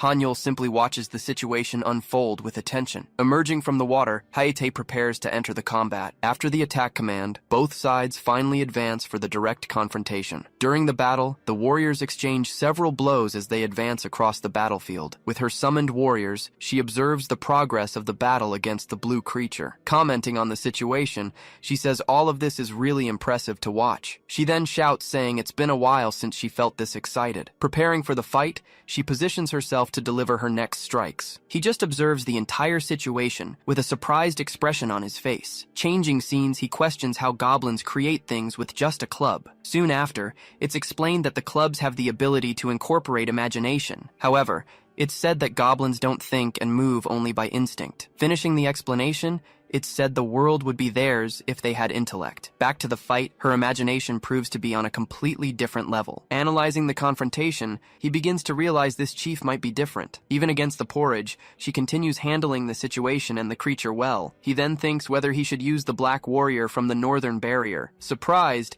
he suddenly shouts, asking what she's doing at that moment. Advancing in an instant, she lands a powerful blow directly against Hanyul. Taunting Hanyul, she says he still seems to have time for other things. Gripping his weapon firmly, he prepares for the next combat move. Just then, a creature with a mask suddenly appears in front of her to attack. Dodging the creature's blow, she manages to throw her opponent far away from there. Shouting to attack, she orders all her warriors to advance at once. Then the ghosts she summons surround Hanyul, who's now on the ground. Using the club, he tries to defend himself from the multiple blows coming his way. To protect himself, a barrier forms around him at the last second. Now protected by the barrier, he breathes with difficulty, visibly tired from the confrontation. Looking down at him, she asks if he's already reached his limit. She then suggests they finish this, ordering him to scream and beg for his life. Receiving the ghost's attack, the barrier begins to be pressured more and more. Holding the gourd, she warns he'll be trapped as soon as he screams like the bear. Insisting on her order, she tells him to scream, leaving him completely cornered. But with a smile, he questions what in the world is so fun about this. Suddenly, several creatures with pots in their hands emerge from the ground surrounding Hanyul. The pots they carry are filled with the same type of porridge. Confused by the turn of events, she runs across the field without understanding the situation. Just then, a shadowy creature advances with a powerful strike in her direction. Screaming loudly, she faces embraces the creature that completely surprised her from behind. The gourd that was once hers begins to move in a strange way. Floating, the gourd begins to suck all the creatures back inside it. With the item out of her reach, she falls to the ground, completely defeated. He then explains that's why she wanted him to scream. Holding the gourd, he says she's getting a taste of her own medicine. Tapping the object, he calls for Sunbae to come out of the gourd. Coming out of the gourd, the creature shouts that it knew he would save it. Complaining, he says it was divine punishment and that it acted like a guard dog. He then asks if Sunbae knows how much time passed, receiving the answer of 150 days. Saying it's better to leave, he also tells the other people to come out of the gourd. Coming out of the gourd, they all fall to the ground, completely exhausted from the time they spent trapped. Approaching her, he asks where the 7-branch sword he's looking for is. Still on the ground, she just lifts her face and stares at him with great attention. He then gets irritated, saying he's not short, and questions why she cares. Sitting on the ground, she agrees he's right and that it's not important. Remembering something, she comments that her mother said something she thought was ridiculous. Even so, she continues the conversation, saying he won the fight against her. Praising his strength, she suddenly asks him to marry her without hesitation. Hearing the request, he's left without reaction and just questions what she said. The creature then thinks whether it will have to officialize the marriage if he accepts the proposal. Asking what she's talking about, he tries to understand the marriage proposal. The creature then questions if he hasn't heard about the goblin's connection to the sword. Remembering the story, it's said that a king promised them a worthy man. However, it's revealed that, despite the ancient promise, no one ever showed up at the location. Connecting the dots, he realizes the conclusion of the story is his marriage. Completely shocked by the revelation, he wonders if she's really going to marry him. Shouting that this has nothing to do with it, he says the marriage was for someone else. The creature then comments that despite this, she doesn't seem to agree with him. Trying to control himself, he tells himself to pull it together and focus on what matters. Threatening the creature, he orders her to tell him where she hid the 7-branch sword. Grabbing him, she warns she'll make him eat porridge until his stomach bursts. Forcing him to eat, she demands he tell her where the sword he's looking for is. Even with the spoon in his mouth, he refuses to give her the information. Screaming loudly, she says she won't hand over the sword until she has 3 children. With a signal, he tells the creature to proceed, leaving the woman frightened by the scene. The creature warns that this method probably won't work with the girl passed out. Observing the scene, he comments that goblins are known for being quite stubborn. Then the creature asks why he doesn't just get married, leaving him irritated. He realizes the goblins are trapped, with only the youngest ones remaining around. Thinking about the tribe, he notes that the gourd is a high-grade treasure. Suggesting a future, the creature says the tribe could become very strong. Noticing something important, his eyes widen at the new possibility that arose. He then considers that the size of the group isn't something that can be ignored. Reaching a conclusion, he decides he should win them over instead of threatening them. With a smile on his face, he finally seems to have found a solution to the problem. After some time passed out, the girl finally begins to regain consciousness. Waking up tied, she screams, asking what that bastard is up to now. But suddenly, she stops screaming and just looks with a confused expression. In front of her, a table with several plates of food has just appeared. Looking at the table, she asks what exactly those things served are. Seeing she finally woke up, he approaches to start the conversation between them. She then warns she won't open her mouth until he finally marries her. Grabbing a plate, he says he'll think about it while eating some snacks. With chopsticks, he picks up one of the dumplings and slowly brings it to his mouth. Taking a bite, he tastes the rice cake with an expression of satisfaction. He then offers her a piece, saying the food is very good. With the dumpling in her mouth, she gets an expression of someone who really liked the food. Watching him eat, she asks for some too, saying she wants to try the food. Screaming loudly, she opens her mouth and insists she also wants to eat some. Putting the food in her mouth, he finally gives in to the request she made. After eating, she says the rice cake was really delicious. With sparkling eyes, she pleads for him to give her one more. With a smile on his face, he prepares for his next and unexpected action. Flipping the plate, he eats all the dumplings at once, leaving her shocked. Screaming in anger, she says she won't marry unless he gives her 3 children. Saying that was good, he warns that now there are only 2 left. Desperate, she says 1 son and 1 daughter would be enough for her. Eating one more, he asks what she said, and warns that now only 1 remains. Crying, she begs, saying she'll then accept having just 1 daughter with him. Opening his mouth, he prepares to eat the last dumpling remaining on the tray. Seeing the scene, she lets out a scream of complete despair at the situation. Flying in his direction, she begs for him to please marry her. He then stares at her with a smile on his face, seeing the result of his provocation. Agreeing, he says he'll marry her when he wants to, because he can't now. He then proposes to marry in 100 years and hands her a tray. Offering the food, he says he'll teach teach her how to make and cultivate the ingredients. Asking if it's a wedding gift, she calls him husband for the first time, confirming he thinks what's the advantage in marrying a 120-year-old man. Using his ability, he summons a large treasure chest in front of him. She then says the chest is beautiful and that it was a gift from her mother. Searching inside the chest, she asks him to wait just a moment. Extending her fist toward him, she says she finally found the item. Offering the gift, she calls him husband and leaves him very surprised. She then reveals that her wedding gift is two small white objects. Not understanding what that is, he asks what the gift is about. Confused, he questions if it's a seed like the one from the old man's story. Offering the gift, she tells her husband to take his wedding present. After the conversation, the two continue sitting at the table eating quietly. Holding the object in his hand, he begins to question what it really is. He then asks if it's a seed, and she confirms it's a valuable item. At this, Gwanak remembers the story of an old gentleman's seed. Surprised, he hears that the man in the story was actually an artist. The explanation continues, saying that goblins try to steal people's abilities. It's then revealed that goblins are extremely greedy beings by nature. Because of this, a technique was created to exchange talents with other people. To end the suffering, humans gave their talents to the goblins in exchange. Gwanak finishes the explanation, saying that's why the seed is precious. Insisting heavily, Gwanak says he must accept the incredible gift right away. Thinking about the proposal,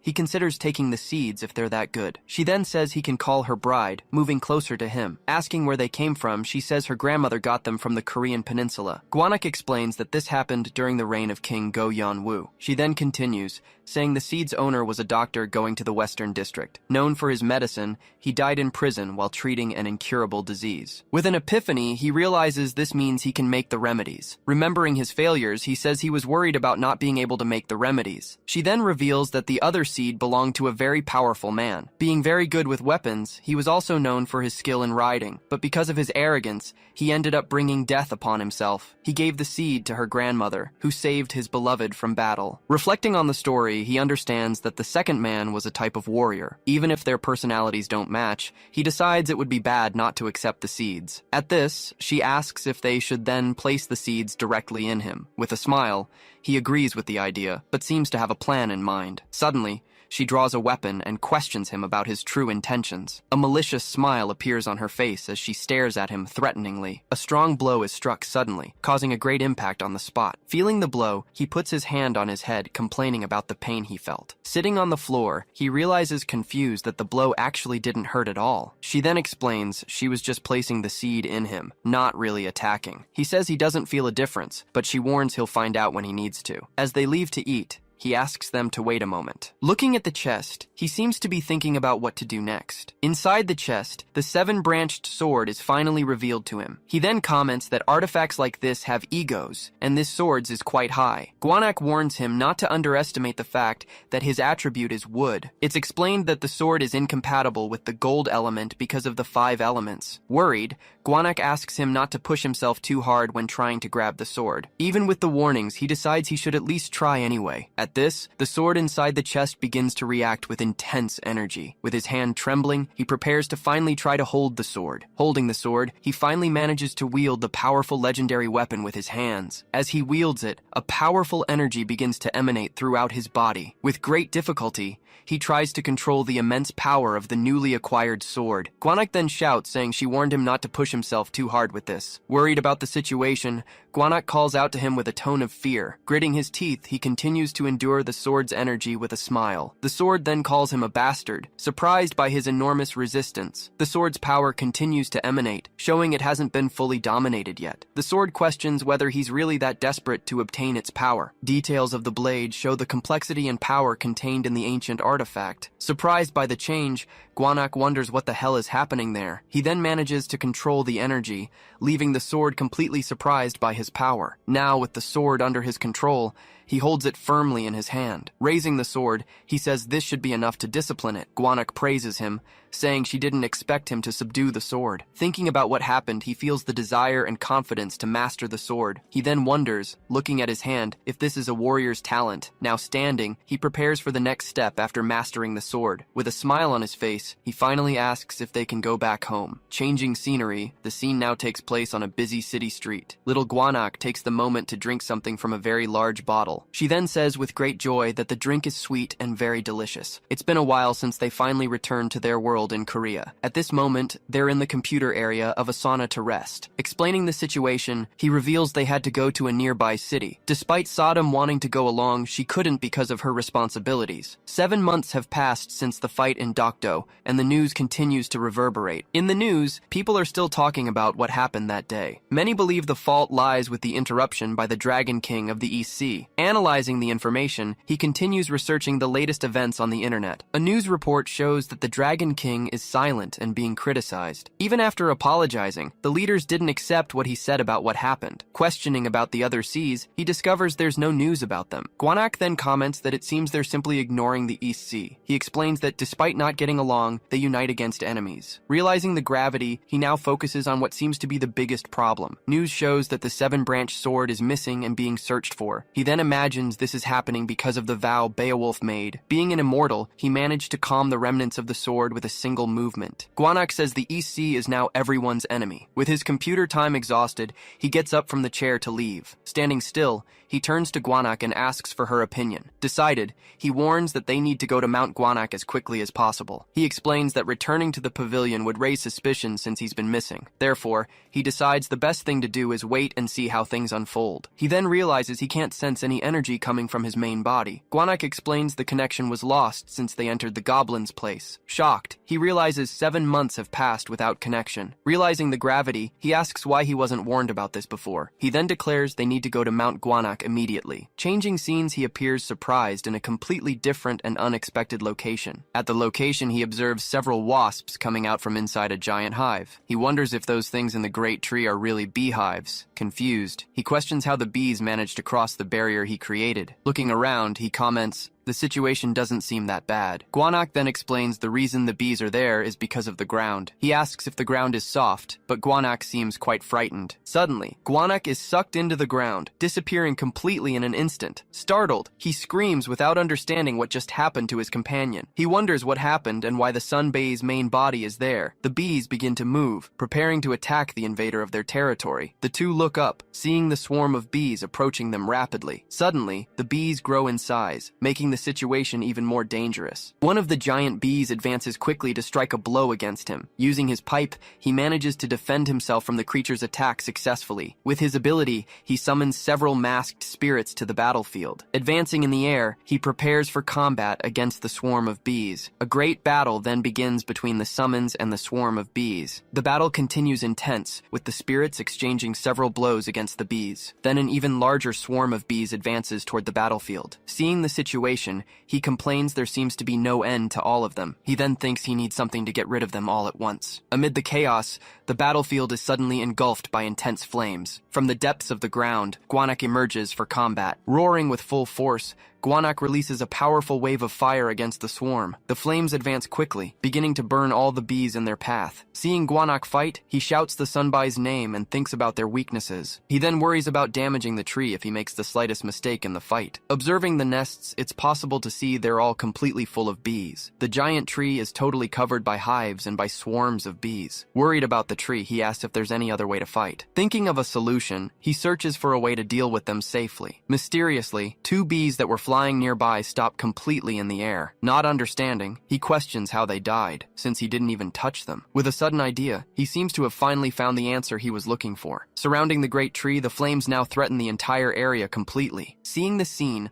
the large creature prepares to defend the tree from the bees. Shouting for him to get out, the man runs toward Gwanak. With his ability, he begins removing the fruits from the burning tree. After being removed, the small fruits fall to the ground amid the fire. Irritated by the action, the bees start flying more aggressively. With the fruits already saved, the swarm of bees begins to move away from the tree. Creating a barrier, he manages to trap some of the bees that were nearby. Sitting on the ground, he struggles to keep the bees trapped in the barrier. He then comments that he barely managed to keep all the bees inside the barrier. At that, Gwanak says they know absolutely nothing about those bees. Then she begins to tell an ancient story about the Queen Mother of the West. He finds it ridiculous, saying she disappeared and wouldn't be there at all. Pointing to the tree, he asks about the peaches of immortality that are there. He then supposes the bees might be from a remote place or another dimension. Saying they found a way, he warns that the barrier's smoke has finally cleared. With a confident smile, he then asks if they should go in to investigate. After approaching the tree, he begins opening one of the large hives. Holding the honeycomb in his hands, he's surprised by what he finds inside. Seeing the energy in the honeycomb,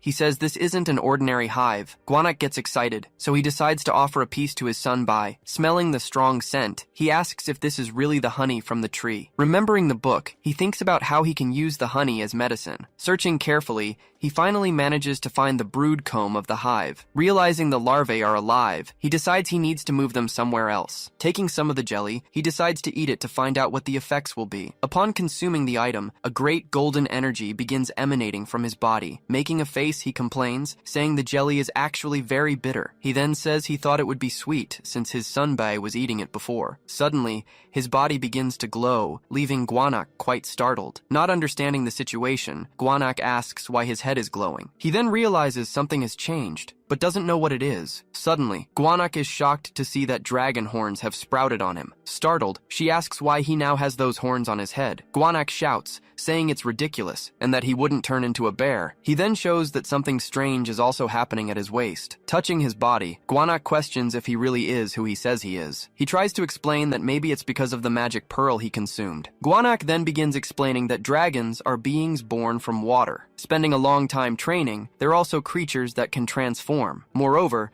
they don't possess just one attribute, but several at the same time. Gwanak seems a bit nervous, saying he shouldn't be talking about this now. She then stares at him, saying he's definitely an irregular being. He laments, thinking that if he'd known, he would have kept his abilities secret. Gwanak consoles him, saying he can blame the royal jelly for the horns. She says if he lives as a dragon, no one will be able to stop him. Thinking about the possibility, he considers the idea of transforming into a dragon. He then realizes that, given how the royal jelly reacts, it's worth consuming. Holding the honeycomb, he decides it'll be worth consuming all the honey. He then plans to take care of the larvae so he can have more honey in the future. Thinking about his plan, he decides he'll need to learn a new technique. Gwanak is confused, not understanding what he intends to do now. He then explains that his wood attribute limits him to using certain energies. With his irregular physique, he believes he can absorb the effects without changing. He then reveals he can use some items to learn the new techniques. Surprised, Gwanak sees the books and scroll he obtained earlier. He shows the secret books and the scroll from the shinobi he defeated. Since he needs to stay hidden, he decides it's a good idea to try. Holding the scroll, he says that doesn't seem like a bad idea. With a smile, he says he'll learn the arts of a true shinobi. Thinking about his items, he remembers he already possesses 3 gold attribute artifacts. Gwanak congratulates him on his plans, but he says something is still bothering him. At that, he regrets not being able to deliver the bamboo shoot to his sunbae. So he says he wants to deliver the item anyway and looks for a way. Questioning his concern, Gwanak asks why that's such a big problem for him. Completely confused by the question, he just stares at him without understanding the situation.